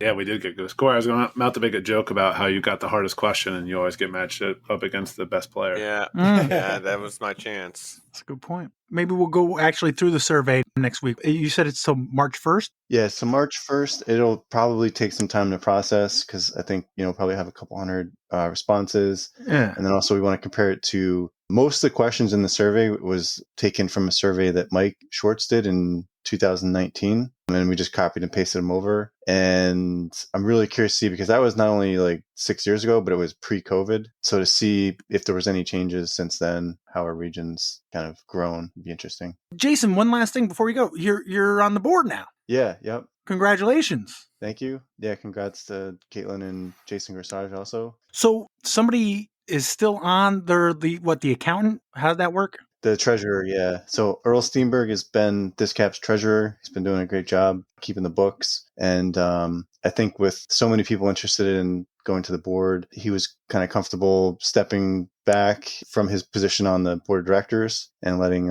Jason Corsage take that over. So he'll finish out, I think, some of his treasury duties, and then, but he won't be voting in any of the board decisions.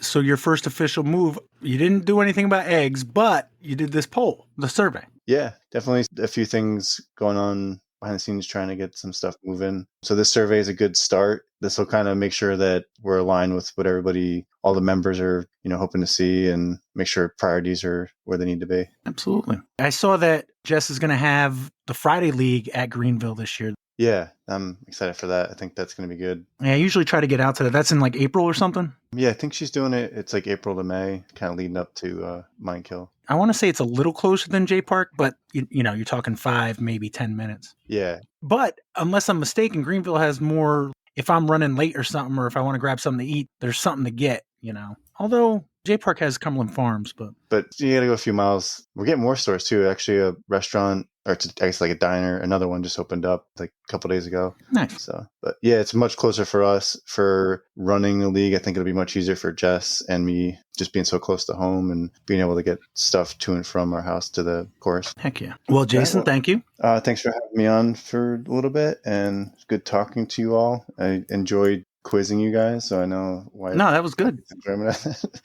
Yeah, good luck on trivia. I'll listen to it Friday. Later, guys. Take it easy. Let's go over some putting leagues for the week of February 10th. From Mark Bryan, 66 putters for the penultimate week of 9-Pin Sider Disc Golf Putting League. A very exciting night with one of the most difficult layouts ever, with the most cashed ace pot ever. All props to Randy Bemis, Adam Nelson, and Sean Dollard for being creative with the lack of outside space. In the Free League, Mark Stryker and Mike Battisti tied for third with 13 points. Mark Bryan came in second with 15, and in first, winner of a free flight was Matt Knopf. In the Paid League, 4 players tied for 5th place and got $5. Ryan Jeske, Josh Lee, Chris Myers, and Adam Nelson. Tied for second, getting $20 each, Derek Stasinski and one half of Title Case Corey, Tim Goyette. How'd that go, Tim? It was a good week. The putt felt well. For whatever reason, I can putt well at putting league, but can't putt well on the course. So I'll take it. Was that the ace run with the saran wrap in front of the basket? It was. Yeah, Okay. It was like the 90-foot, not even, 65-foot putt with saran wrap around it. According to Mark Bryan, it was approximately 70 feet, 2 thick plastic wrap guards. Yeah, there's probably like a 10-inch gap between both of them, and the basket was probably 8 to 10 feet behind that guard. So you had to get through the little gap and still have the disc go a good distance before it hit the basket. I think, Evan, you got pretty close one time, right? Third time around, I think I was getting a little closer. Yeah. Other than that, they had like a ladder. The first hole had a ladder in front of the basket, which was kind of fun. That was kind of cool. And 2 players tied for first, each getting $35. Peter Fitzisti and correspondent Joe Karen. Mark Bryan, Nick Alcatraz at Cats, Nick Hodges, Nick Cardone, Connor Eckhart, Kat Bemis, and Matt Knopf split the $51 ace pot, getting $7 each. Next week, February 17th, is the final week of the league for this season. So if you're hearing this, the season is over. Melvin Throw's putting league had 14 players. Nick W. and Kat Bemis came in third, good for 10 points. Joe Jaskolka and Steve M. came in second, earning $12 and 12 points. And your winners got $44 and 14 points, Sam Richter and Travis Bashore. Overall standings have Nick W. in 6th place with 38 points, a tie for 4th at 40 points between Joe Jaskolka and Mark Ox, Robbie H. in 3rd place with 54 points, Jason Gorsage in 2nd at 62 and 4 points ahead with 66 points, your leader Sam Richter. Steve M. got $35 in the 50-50 and Sam got the swag box pull. They got a week or two left in the season. If you haven't been out, there's still a chance. What about the Winter Battle Royale? So in the Winter Battle Royale, we did finally get the long-awaited match between JJ and Kenji. That actually went down on Saturday. Kenji withdrew from the Ice Bowl, but was there in the morning to help, and he and JJ arranged to play at Central Park that afternoon, which was delayed very slightly because of there was a little incident at the Ice Bowl involving one of Kenji's dogs, who turned out to be okay, thankfully. But to get to that match, I heard that the T-pads were in really bad shape, and they went ahead with the match, and JJ took it. 1-up, I believe, was the message. So that means we will not get Cline versus Cline, and Kenji joins Joe and I on the sidelines. So JJ will be playing noodle-armed Branden Cline. Yep, Branden will play JJ. And Tim, you're playing the winner of Erich Struna and Tim M. Who's Tim M? Tim Martino. That's in the losers bracket. I don't want to say who do you want to play, but who do you want to play? Honestly, I don't have a preference. I think they both have their strengths. It will be a fun match either way. But I mean, vibes-wise, I'd like to play with Erich. I always have a good time with Erich, but I haven't played a ton with Tim, so I have no problem with that. Either one's fine. I don't have a real preference. All right. Do we know of any scheduled matches in the near future? Yeah, Brian Monahan and Dennis Daly are scheduled to play Saturday morning. I don't know if they've decided. They were going back and forth between Central Park Blues and SPW Blues. But if they get that done Saturday, then we will know who faces Josh in the semifinals. There's a lot of chat going on right now. I'm trying to catch up to see if anything was scheduled. It doesn't look like it. Nope, nothing new. All right. JPark Ice Bowl. Jason didn't play, so it looks like Tim and Evan, you guys played? Correct. Yep, sure did. So Evan, you play with Erich. What was your team name? We were the Killer E's, which is something we've been calling ourselves, kind of going to Team Challenge. We're both fans of the Wu-Tang Clan, so the Killer Bees, Evan and Erich, Killer E's. Erich went ahead and made team hoodies for himself and me, and I think he did a really cool job. I just sent you a picture just so you can see him, Pat. So it's nice having the merchandise and apparel guy as your as your partner, your go-to Dubs partner. So shout out Erich Struna, Worthy Signs and Apparel. Both of you guys played in the MA3 division. Let me get Corey, Alex, and Jaimen to judge who had the best team name in the MA3 division. And I don't know if any of these ended up playing, but I got Bill Bowen and Lefty Mike Warner. Mike's handicap is he has to play with Bill. That's the team name. Nice. Brian Monahan and Tim Goyette, Camel Case Corey. A classic. Yep. Jay O'Leary and Joe Karen, Chains Addiction. I do like that one. It's also a classic. Christopher and Mark Evanchuk, Chuck and Chucks. Definitely heard that one before, too. Eamon Foster and Jim Burns, Disgusting Habits. Joe Jaraka and Michael Merlini, Frozen Chain Outs. Beth and Sparky Spaulding, the Frozen Spauldings. Erich and Evan, the Killer E's. Mike Warner and Nick Silvano, Lefty's Bane. Ian McCormick and Tim McCormick, Mashed Potato Fan Club. Ian McCormick and Tim McCormick. What is mashed potato? Is McCormick, do they make instant? Also a classic way to refer to snow, especially on a disc golf mashed potatoes. All right. Jamie and Will Borge. Mom says we're crazy to play JPark in February. That's Jamie and his son, Will. Yeah, that's a good one. I think that's leading for me. Matthew Knopf and Russ O'Toole, Only Ams. Derek Stasinski and Todd Everlith, Putts and Guts. This one's got my vote. Charles Bednarsik and Dave Swain, Soar Back to the Future.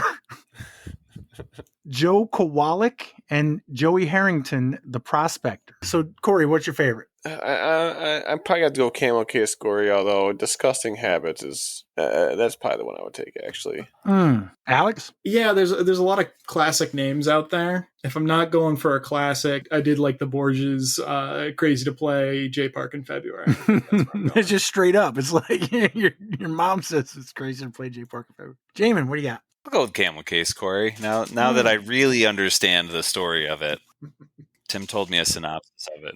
And the fact that it's grammatically incorrect, which is even better.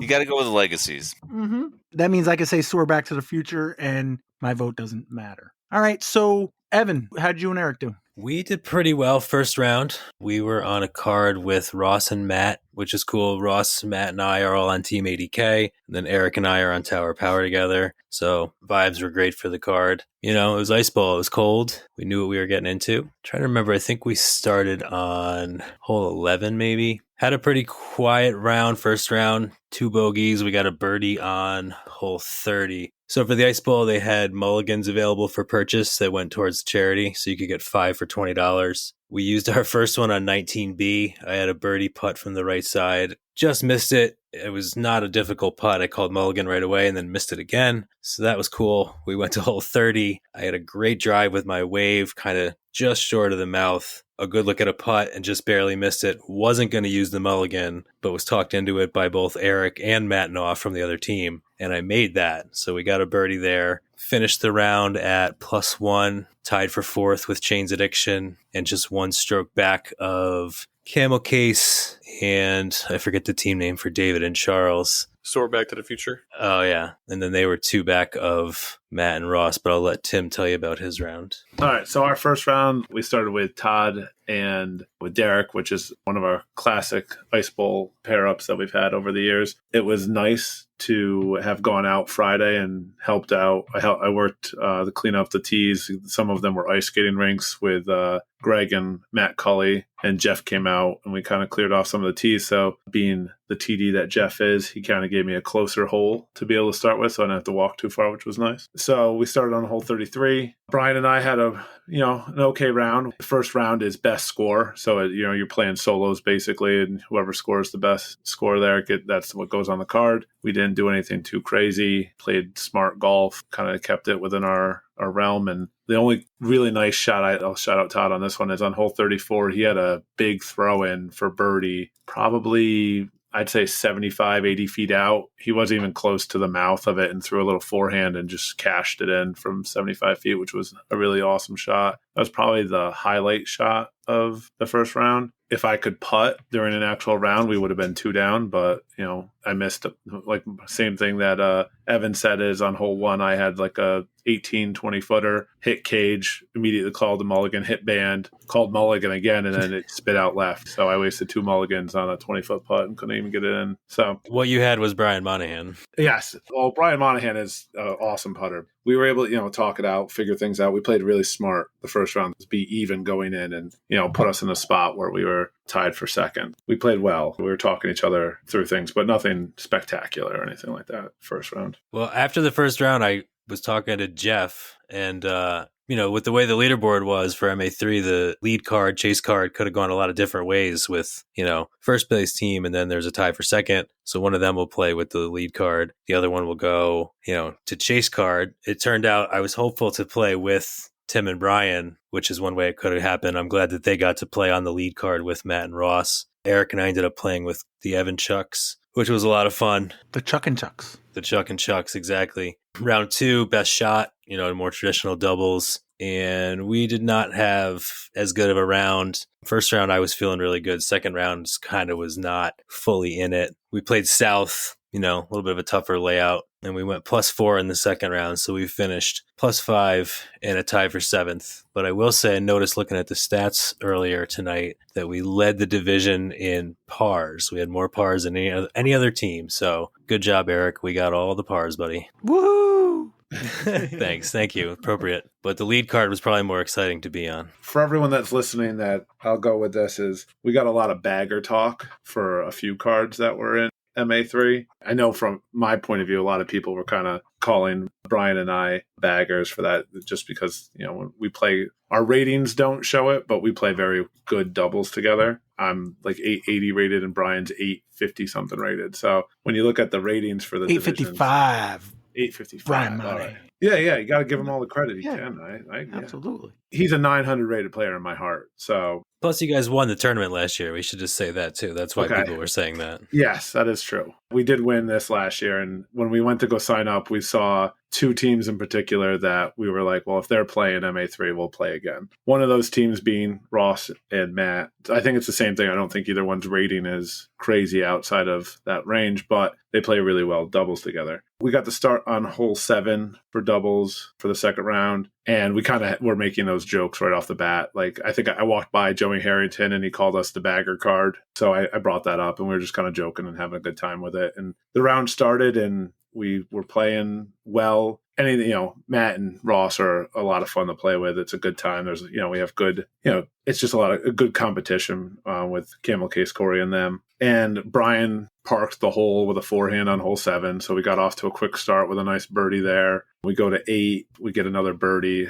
They were down below the rocks on hole 8, and they had one that hit the front of the cage but flipped up and went in, which was pretty funny to watch. But then it just kind of got to who was playing the most consistent. We were just going back and forth for a while. I think we got to hole 35, and I'm trying to think through this point. At hole 35, we had Bryan, like I said, he has the forehand on the team, and I don't. And he hit the first tree on his forehand on that one. And this is kind of in my mind where our game switched a little bit, is because I think we were tied with them at that point. We were both 4 down. They had been 2 down through the match, and we were 4 down at that time. And we were tied for first going through. And I just kind of told myself that I just got to get it straight down the gut. I don't need to do anything spectacular. I don't need to throw a crazy forehand here or anything. And I just nailed the gap. And it was a very nice, for me, I don't have a big forehand, as Corey can tell you, but I just kind of crushed that gap and was right out there. We had an easy par to keep it going when we had definitely had a bogey, and we had 1 mulligan left from where Mons was. So, and I'm sorry,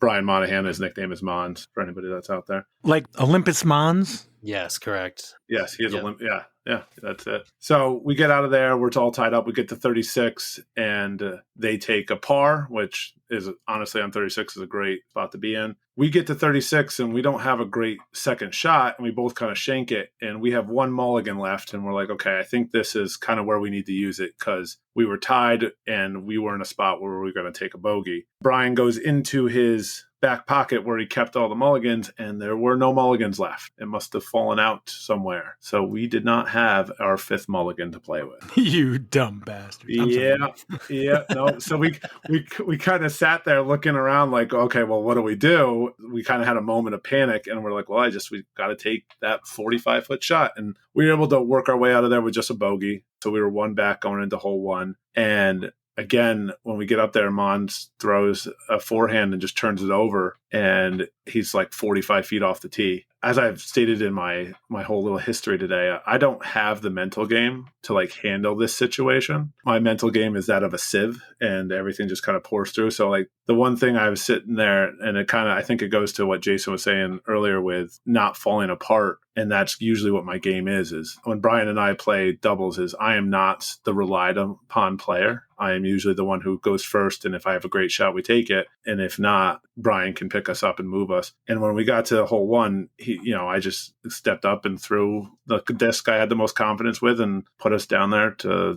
like 95 feet from the pin. And we just had a nice little jump putt up for par to move on. And that's kind of where the game kind of started going. And we walk into 2, and both of us throw our shot on hole 2. And they were short outside the tree line, and we were inside the tree line for birdie. So Matt and Ross, they pitch up their putts to try to get close to the basket, and they get to like 15 feet. They have 2 mulligans left at this point. They have a 15-foot putt for par, and they both cage it. So they call a mulligan. They putt again, and Matt hits right side cage and bounces off. And so now they've wasted 1 mulligan there. they go like, okay, we're going to use our last mulligan here for this putt because it's a par versus a bogey, and Ross bans it. So now they put 2 mulligans on 2 15-foot putts, and they both missed them, and we make our par. So now we're tied up again at 3 down going into 3, 4, 5, and 6, which are our last 4 holes of the whole match, which are pretty tough holes. Those are probably on the south layout. They're probably the hardest holes besides 36. We get to hole 3, and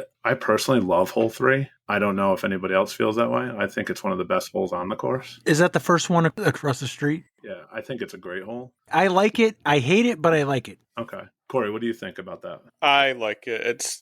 It's hard, but when you like do what you want to do, when you like lace a shot, it's super rewarding. Yeah, I think it's one of my favorite holes in that layout. The trouble is early enough that if you're good, you should be able to have the control to get it through. Like you can be really aggressive on it and get it rewarded with a really far drive, or you could also play a little more safer, but you're going to ask for a second shot. So a lot of people, they'll throw something flippy and it kind of like turns over into the right and then it really fights out of it. So you're kind of stuck on that right side. But if you want to get way down the fairway and like in the middle, you got to stable up a little bit, which makes it a little tougher to hit that initial gap. So I expressed my love for that hole as we're sitting on the tee waiting, and Ross and Matt both look at me like I'm crazy. So we go off on that. Bryan has a better shot up, so we're sitting there, and they are in the middle of the fairway on their second shot, pretty much at the mouth of the second fairway. We're shooting 1, they're shooting 3 at this point, and Bryan hits the tree right in front of him. The disc probably goes like 6 feet off to the left side. Again, I am not that clutch player. So I'm just kind of sitting there like, oh, crap, this is on me. And I throw a great shot. I get us to the mouth, and then we're sitting there with a 190-foot up shot right in the middle, a little off to the right-hand side of the fairway, but nothing crazy. And again, we get up and down for par, and they have a bogey. So now we're up 1. We get the hole 4, and Mons throws a forehand again and hits, of course, the one tree you want to miss on the left-hand side on a forehand. That's probably 60 feet down the fairway. And I peer the gap with a forehand because I told Corey I don't have one on that hole and I can't throw it. So I decided to learn one. And I threw it, and I got us to probably 45 feet and walked up and nailed that birdie. And that's where we started to like run away with it. I think at that point we were up 3 strokes going into the last 2 holes. All we had to do really was par out, and that's exactly what we did. We got a par on 5, and then again on hole 6, we put ourselves in a bit of a tight spot where we had to, I think we had like probably like a 45-footer, maybe a little less, like a 40-footer. That was just a nice little uphill putt, and I nailed it to just kind of lock us in at 4 down to win that tournament. The one thing I will say that I thought was kind of funny about this whole thing is on hole 36, while we were waiting for everything, Ross and Matt were saying how they're like, oh, if we don't win it, it's not that big of a deal because, we're just getting a disc that says Ice Bowl on it, because that's what happened last year and the year before is they just did a Valkyrie or something like that with a print that says Ice Bowl on it. So we walk up afterwards, and Jeff opens a bag of trophies that are bag tags. I thought that was pretty funny that they were just going to get another disc, and it's the one year that is actually kind of a nice little memento for winning a tournament. Heck yeah. So that was pretty cool. So yeah, it was really nice. And like I said this whole time with my mental game, I really kind of clutched up and found something that I didn't have before. So it was really nice to go into those final few holes, to have that into my head now that I can do that a little bit better. So that was a pretty awesome win. I think next year we might be able to rag on you because like last year, you guys shot a -2. Yep. I see 2 +1s, a +4, and 2 +5s. So I don't think you're necessarily baggers this year. Next year, you shot -4, AM3. Next year, maybe move up. No, Bryan and I already talked that we're not. There's no way we can do it again. So we'll be an MA1 next year. FA1, Women's Amateur 1, Megan Mercier and Julia May Marger won it by 1 stroke over Marcia Focht and Jess Lasasso. Jess Lasasso and Marcia Focht were the snow birdies. Julia May Marger and Megan Mercier were yeehaw, and they won the FA1 division. That one gets my vote just because it's all caps. Shouting it. MA1 Mixed Amateur 1, we got Greg Kurtz and Josh Winterstocking. Their team was Bills win, but they didn't, so they don't get any votes for me. Dennis Daly and Zarin Ramsey were blazed and confused. Accurate. Yes, they were very blazed and confused. John Furman and Court Furman, Commandos. I like it. Yeah. Patreon, Peter Hodge and Robert Hallam. Don't tell our girlfriends we're here. Benjamin Farrell, Roderick Perry, Fanberry, Peter Fitzsisti, and Tyler Cannon-Gannon, Frozen Dopes, Jack Fruchter, and Jake Fruchter, Great Expectations, Andrew Ty and Matthew Cully, JPark, Josh Lee and Terry Hudson. Nice shot, bro, if only that tree wasn't in the way. That's very similar to my autobiography. That was a nice shot if it weren't for that fucking tree. It'd be a nice shot if I threw it differently. Yeah. Cody Canine and Logan Akins, Puttheads. Erich Canine and Greg Hill, Team MVP. I like it. You would. Austin Schwartz out and Thomas McEwen, the McPoyles. I didn't notice it at first, but that one by far gets my vote. Is Why? That Can you Always explain Sunny that? in Philadelphia? It's always Sunny in Sunny Philadelphia. reference. Sorry, I'd never seen it. And now that I think about it, they do definitely. Austin has a little McBoyle in him. I wonder what he feels about incest and milk. Third place, Tyler the Cannon-Gannon and Peter Fitzsisti, shot a -6. Jake and Jack Fruchter shot a -9. So did Logan Akins and Cody Canine, but they're in first place, so I assume they won in some kind of tiebreaker. Does anybody know? They had a 1-hole playoff, and Logan parked it on hole 1, and so they won on that 1-hole playoff. All right. Pat, what team was Don't Tell Our Girlfriends? Peter and Bobby. It looks like they didn't play. So I think maybe they found out. I think of all the team names not to show up, that just made me chuckle. Yeah, that makes sense. Listening to the rest of the people in that field going, how did those two not win? Matt Cully didn't play either because AT showed up after the match started. Oh, man. That is the most AT thing I've ever heard.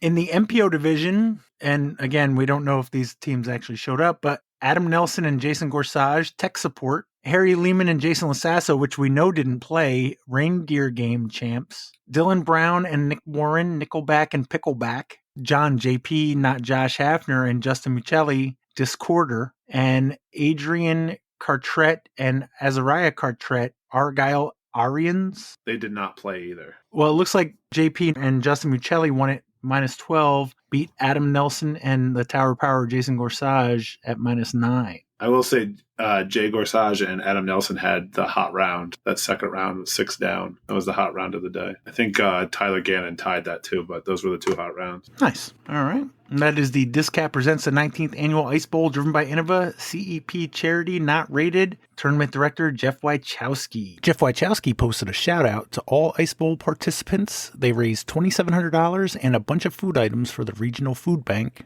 You guys got time for a quiz or no? I do. Probably bail and to help the numbers. Gotta wake up early tomorrow. I'm definitely around to do it if we want to do it. I'm fine to do it. I won't know the answers. It'll go fast.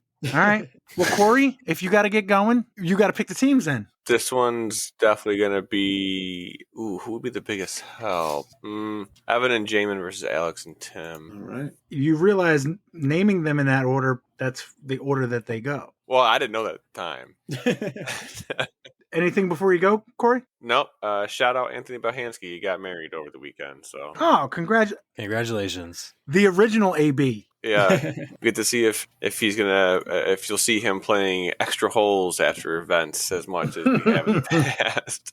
Well, Corey, one last question before you go. If you were to pick a category, which category would you pick this week? I'm gonna say 2 has been underrepresented when there's been at least 3 choices. So I'm gonna say 2. All right. Thanks, Corey. Later, Corey. All right. Disc or no disc? You get a trivia question. Answer the question. If you answer correctly, you will get a potential for a bonus point if you can tell me if it is a PDGA approved disc or not. Thank you, Evan. Thank you, Pat. Jaimen and Evan, what category would you like? Category 1, category 2, or category 3? Whatever category does not get picked gets eliminated after the first 2 are picked. What do you got? You got a preference? 3. Question 1, category 3. What term for a strike by a group of employees without the consent of their union is also the nickname for the colleges in Arizona and Kentucky? What term for a strike by a group of employees without the consent of their union is also the nickname for the colleges in Arizona and Kentucky? That be volunteer? I was thinking Wildcat. Oh, okay. Yep. I like that better. I know there's a volunteers school somewhere, but Wildcat strike sounds better. You guys agree? Yeah. Yep. Tennessee is the volunteers, Jaimen. Close. They're pretty close together. No, they are. Kentucky is right above it. Is the Wildcat a disc? Sounds like it might be. I'd say yes if I had to guess. Yeah. That's like what, an old school Discraft one or something. You guys agree? Yes. Discraft, May 29th, 2002. All right. Alex and Tim, Category 1, Category 2, or Category 3? Alex, I think Category 2 is going to be whatever Corey would be good at. Yeah, and I don't think I'm good at what Corey is good at. I don't think I'm good at what Corey is good at either. Yeah, let's go 1 then, right? All right, sounds good. Yeah. All right. Question 1, Category 1. In the 2000 movie Castaway, what was the name of the volleyball? In the 2000 movie Castaway, what was the name of the volleyball? That's Wilson, yeah? It is. Yeah. You guys agree? Yes. Is the Wilson a disc? I don't know.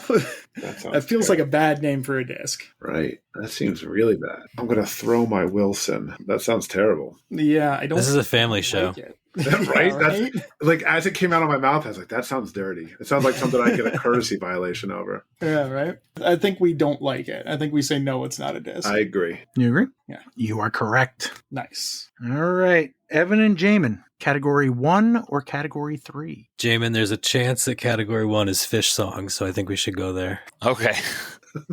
You going to Category 1? Yeah, why not? Question 2, Category 1. 2 million kilowatts can be generated by the power plant at what dam on Lake Mead? 2 million kilowatts can be generated by the power plant at what dam on Lake Mead? Oh.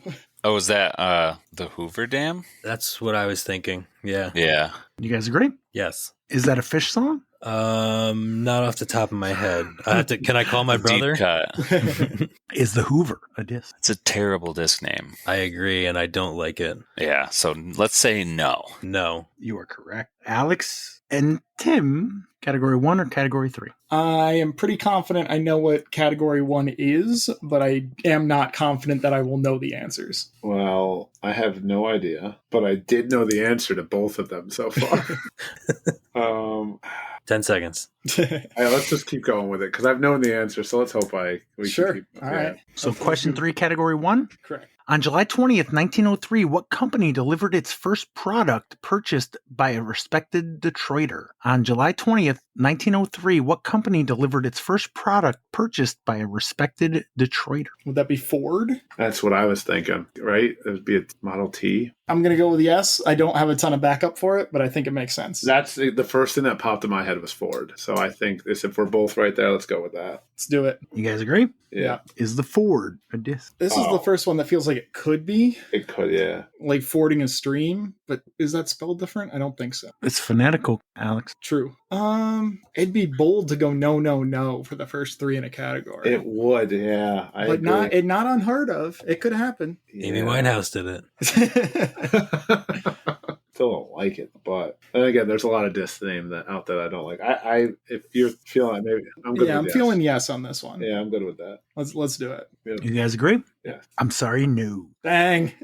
Damn. Evan and Jaimen, Category 1 or Category 3? Is it time to zag? We can. I kind of like that. I think I know the category there, though. Yeah, same. Like Alex said, it could get away from us. I don't know. Well, you can pick this one. Yeah, I'd say let's go back to Category 3. Okay. All right, question 2, Category 3. What type of animal known for its long ears and powerful hind legs commonly found in North America is also called a desert hare? What type of animal known for its long ears and powerful hind legs commonly found in North America is also called a desert hare?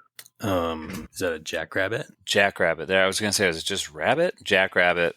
I like that better. You guys agree? Yes. Is the jackrabbit a disc? Again, it kind of feels like it. Yeah, I do think that sounds like it's going to be like a whatever that Texas company is that's escaping me right now. Lone Star? Yeah. Yeah, I like yes. You guys agree? Yep. Mm-hmm. Lone Star Discs, January 24th, 2022. Alex and Tim, Category 1 or Category 3? You tell me on this one. Well, now that I know what one is, I feel better about it. Okay. Just so you know, anybody who has any bonus points, this would be the time to use them. Oh, yeah, this would be the time. Oh, right. I don't know if anybody here does. I'm just saying. Or you could just pick category. It's all good. Yeah. Yeah, I think we just pick Yeah, let's category go here. 1. Sure. Yeah, it's good. Category 1. Category 1. Question 4, Category 1. A Democratic slogan in the 1800s went, "We poked them in 44, we'll do what to them in 52." A Democratic slogan in the 1800s went, "We poked them in 44, we'll do what to them in 52." I'm trying to think. of who was okay. So let me think about this. Before it was, I got basically no help for you. So I'm trying to think who was before the Civil War president. I don't want to give any names. I think they're going to know who the Civil War president is. Before Lincoln, there was Tony Stark. There was Poco. Wrong Civil War. Oh. Yeah, it's gonna Pierce. It's gonna be Pierce. Yes. Sure. Yes. That's the best guess because that time frame lines up because it would have been 1-2 before Lincoln. Sure. Yeah, I absolutely believe it. You guys agree? Yeah. Is the Pierce the disc? Thrower of the disc. Yeah, right? Is this a no? Like, Pierce is definitely, it's in the realm of possibility. Yeah, it definitely is. It could absolutely be a no, but it also could be a yes. It could even be a maybe, but I don't think we want to answer that. I feel like of all of them so far, this feels the most like a disc. Yeah. But that was our logic last time, too, and that failed us. Yeah, I'd say this one's up to you because I got it wrong last time. All right. I'm going to go with yes. All right. Sounds good to me. You guys agree? Yep. I'm sorry, no. Oh, come on. Halfway through, Evan and Jaimen got 6, Alex and Tim at 4. Evan and Jaimen, what category, 1 or 3? I'm liking 3. Yeah, me too. Cool. All right. Question 3, category 3. What term for a type of fat, heavy pig developed in the late 19th century is now applied to any pig of more than 120 pounds? What term for a type of fat, heavy pig developed in the late 19th century is now applied to any pig of more than 120 pounds? Is that potbelly? I don't know. I've obviously heard of that. Aren't those like the little, like the smaller ones people have as pets? I don't believe so. Okay. But I don't have any other terms for pigs. I don't either. Racking my brain. Yeah. It's, a compound word also, which I like. So we'll go with potbelly. All right. You guys agree? Yeah. What do you got, Alex and Tim? Wow, I had basically written it down already. I wrote it down too, but I think, what about hog? What term for a type of fat, heavy pig developed in the late 19th century is now applied to any pig of more than 120 pounds? I feel like it's got to be like a compound word, like wildcat or jackrabbit. Let's see, what other pig terms are there? Like boar came to mind, but that doesn't really make sense. No, another pig type. Yeah, I can't think of other types of pigs. I can't either. I got no idea. The only thing that popped in my head was hog. Maybe like a road hog. Oh, okay. Oh, yeah. Like it is hog related and a compound word. But yeah, it doesn't let's do it. Really make sense to me. Yeah, me neither. But let's do it. Sure, why not? What are you going with? Road hog. Can you be more specific? Is it hog? Yeah, I guess we just go hog then. Is the hog a disc? Wow. Is the hog a disc? That seems like something Innova would do. Is they have a pig and then they'd make a hog that's like a relative to a pig. Yeah, I think even if it's not Innova, I think there's definitely a hog disc. Although again, it's a courtesy violation when you say you're going to throw your hog. So I think that's it. I think it's a yes. Sounds good to me. Innova Champion Discs, March 27th, 2015. Hog, Nice. HAWG. W. We are tied. Oh, that was a steal, right? Yeah. Yeah, so category 1 or category 3, you guys are a question up. I feel good actually with either one, Alex. So if you want to switch to 3, we can go with 3. I feel like I'm going to be more of a benefit in 3 than in 1, so let's go there. Yep, that works. Let's take away their advantage too.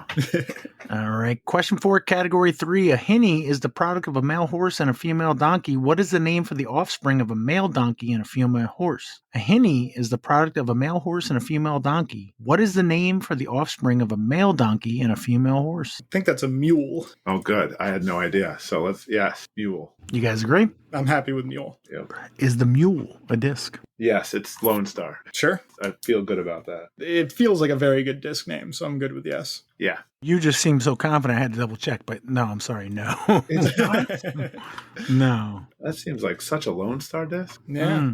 All right. Down 1, Evan and Jaimen. Category 1 or category 3? 4 questions left. 2 in each. Where do you want to go? My inclination is still 3. Yeah, that sounds good. All right. Question 5, category 3. In art, St. Agnes is often depicted as holding what young animal, a symbol of innocence and purity, that is Agnes in Latin? In art, St. Agnes is often depicted as holding what young animal, a symbol of innocence and purity, that is Agnes in Latin? I think the word young cinched it for me. I think it's lamb. Oh, I like that. That's good. I had another thought, but the second time he read it, I really zeroed in on that part. I think it's lamb. Okay, that sounds good to me. I was having nothing. I like that, though. You guys agree? Yeah. Yep. Is the lamb a disc? Is it a disc? There are lots of animal discs, and I could see it being like a putter, but I've definitely never heard of it. Yeah, I feel like it's a no on that, but Okay. I don't have a good reason for that. It just feels like it.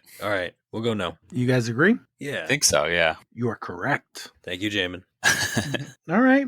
So you guys take the lead 8-7. Alex and Tim, though, you've got a question in pocket. What category, 1 or 3? Want to close out 3? Yeah, the 6 is a tough one. We could take the 5 in 1, and then they'd have to go with a 6 no matter what. I'm good with that. Then again, I would be more beneficial in 3, so up to you. I feel like you're more beneficial there. Take the 6 because then they're in a rougher, even if it's a 5 and a 6, they haven't wanted to go into 1 at all. I don't feel bad about going into 1. All right. Yep, we can do that. All right. Final question, category 3. The male of what wild goat of the Alps and crossword puzzles has backward curving horns that may be as long as its tail? The male of what wild goat of the Alps and crossword puzzles has backward curving horns that may be as long as its tail? I don't know off the top of my head.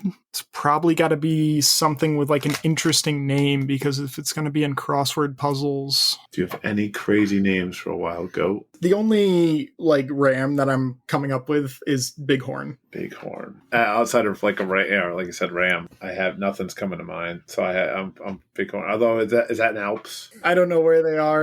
Yeah. All right, that's fine. I don't have a better idea. Let's go Bighorn. Bighorn?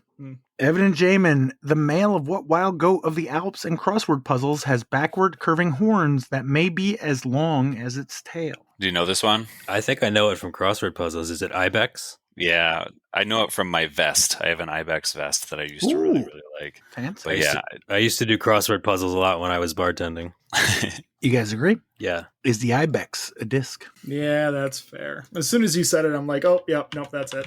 I'm pretty sure this is a Vibram disc. Yeah, it sounds familiar. I'll say yes. You guys agree? Yeah. What year, Jaimen? Oh, 2012. 11. Ooh, good guess. February 24th, 2011. All right, 2 questions left. You guys are actually now up 10-7. It's not over yet. Question 5, category 1 for Evan and Jaimen. In Chestnut Hill, Tennessee, you can tour, eat, and shop at the visitor center of what alliterative baked bean brand? In Chestnut Hill, Tennessee, you can tour, eat, and shop at the visitor center of what alliterative baked bean brand? Is it Bush? Oh, yeah, Bush. Bush's baked beans. That makes sense. I was going to say Boston, but I was like, wait a second. Yeah, I like it. Bush's baked beans. You guys agree? Yeah. Is the Bush a disc? It's a horrible disc name. I don't think it is. This is another courtesy violation. If you throw What's your that? Bush. Really leaning into that. Well, I have to have a thing.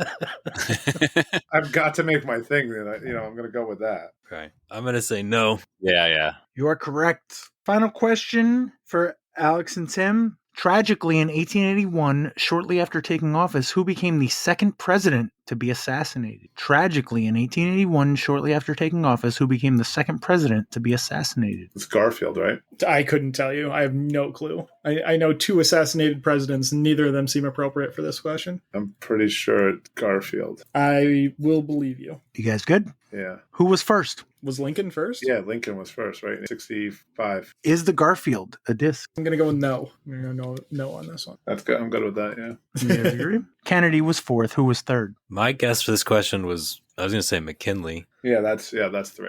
Yep. Sure. Lincoln, Garfield, McKinley, and Kennedy. So Evan and Jaimen, before we go, anybody got anything they want to talk about?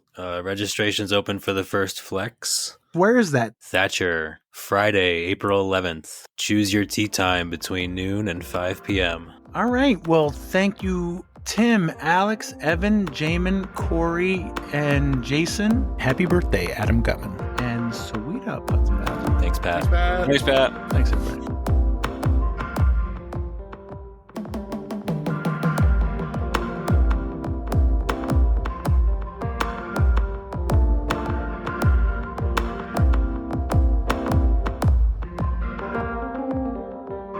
Everybody's muted. That's funny. I'd hate to miss all this. Yeah, no, exactly. It's good stuff. Makes for easy editing later. Easier than last week, at least, right? Nobody wants to be featured at the end of the episode. Right. Just so you know, Corey, you're being recorded. I believe that's the law in the state. I have to let you know those kind of things. It was funny. When I was in the lobby, it told me that it was already recording. That's because you're late, Corey. Yeah, I know. Class has already started. Mm-hmm. Teacher's still getting her papers together and stuff. In this case, him. I was wondering about that, but okay. I am actually. I just need another minute or so. One thing I wanted to check was if the PGA page still had the team names for the Ice Bowl. No, it doesn't, unfortunately. Damn it. I stole screen grabs of it beforehand. Nice. Oh, Okay. good. Smart. But it was a few days ago, so if there's any changes, it's not going to be accurate, but I got most of my shit. Sunday, I think it was either Saturday morning or Sunday afternoon, they were still up there. I for myself, I should have just saved the page, but I think last Monday when we were recording, I saved it to a text file, but it's I tried. According to the PDGA homepage, they are reintroducing PDGA clubs. Register your PDGA club today. All right, so this is the second time I've heard of it. The first time I was just scrolling through Facebook, I think, and I saw someone share the post about it. I didn't click on it.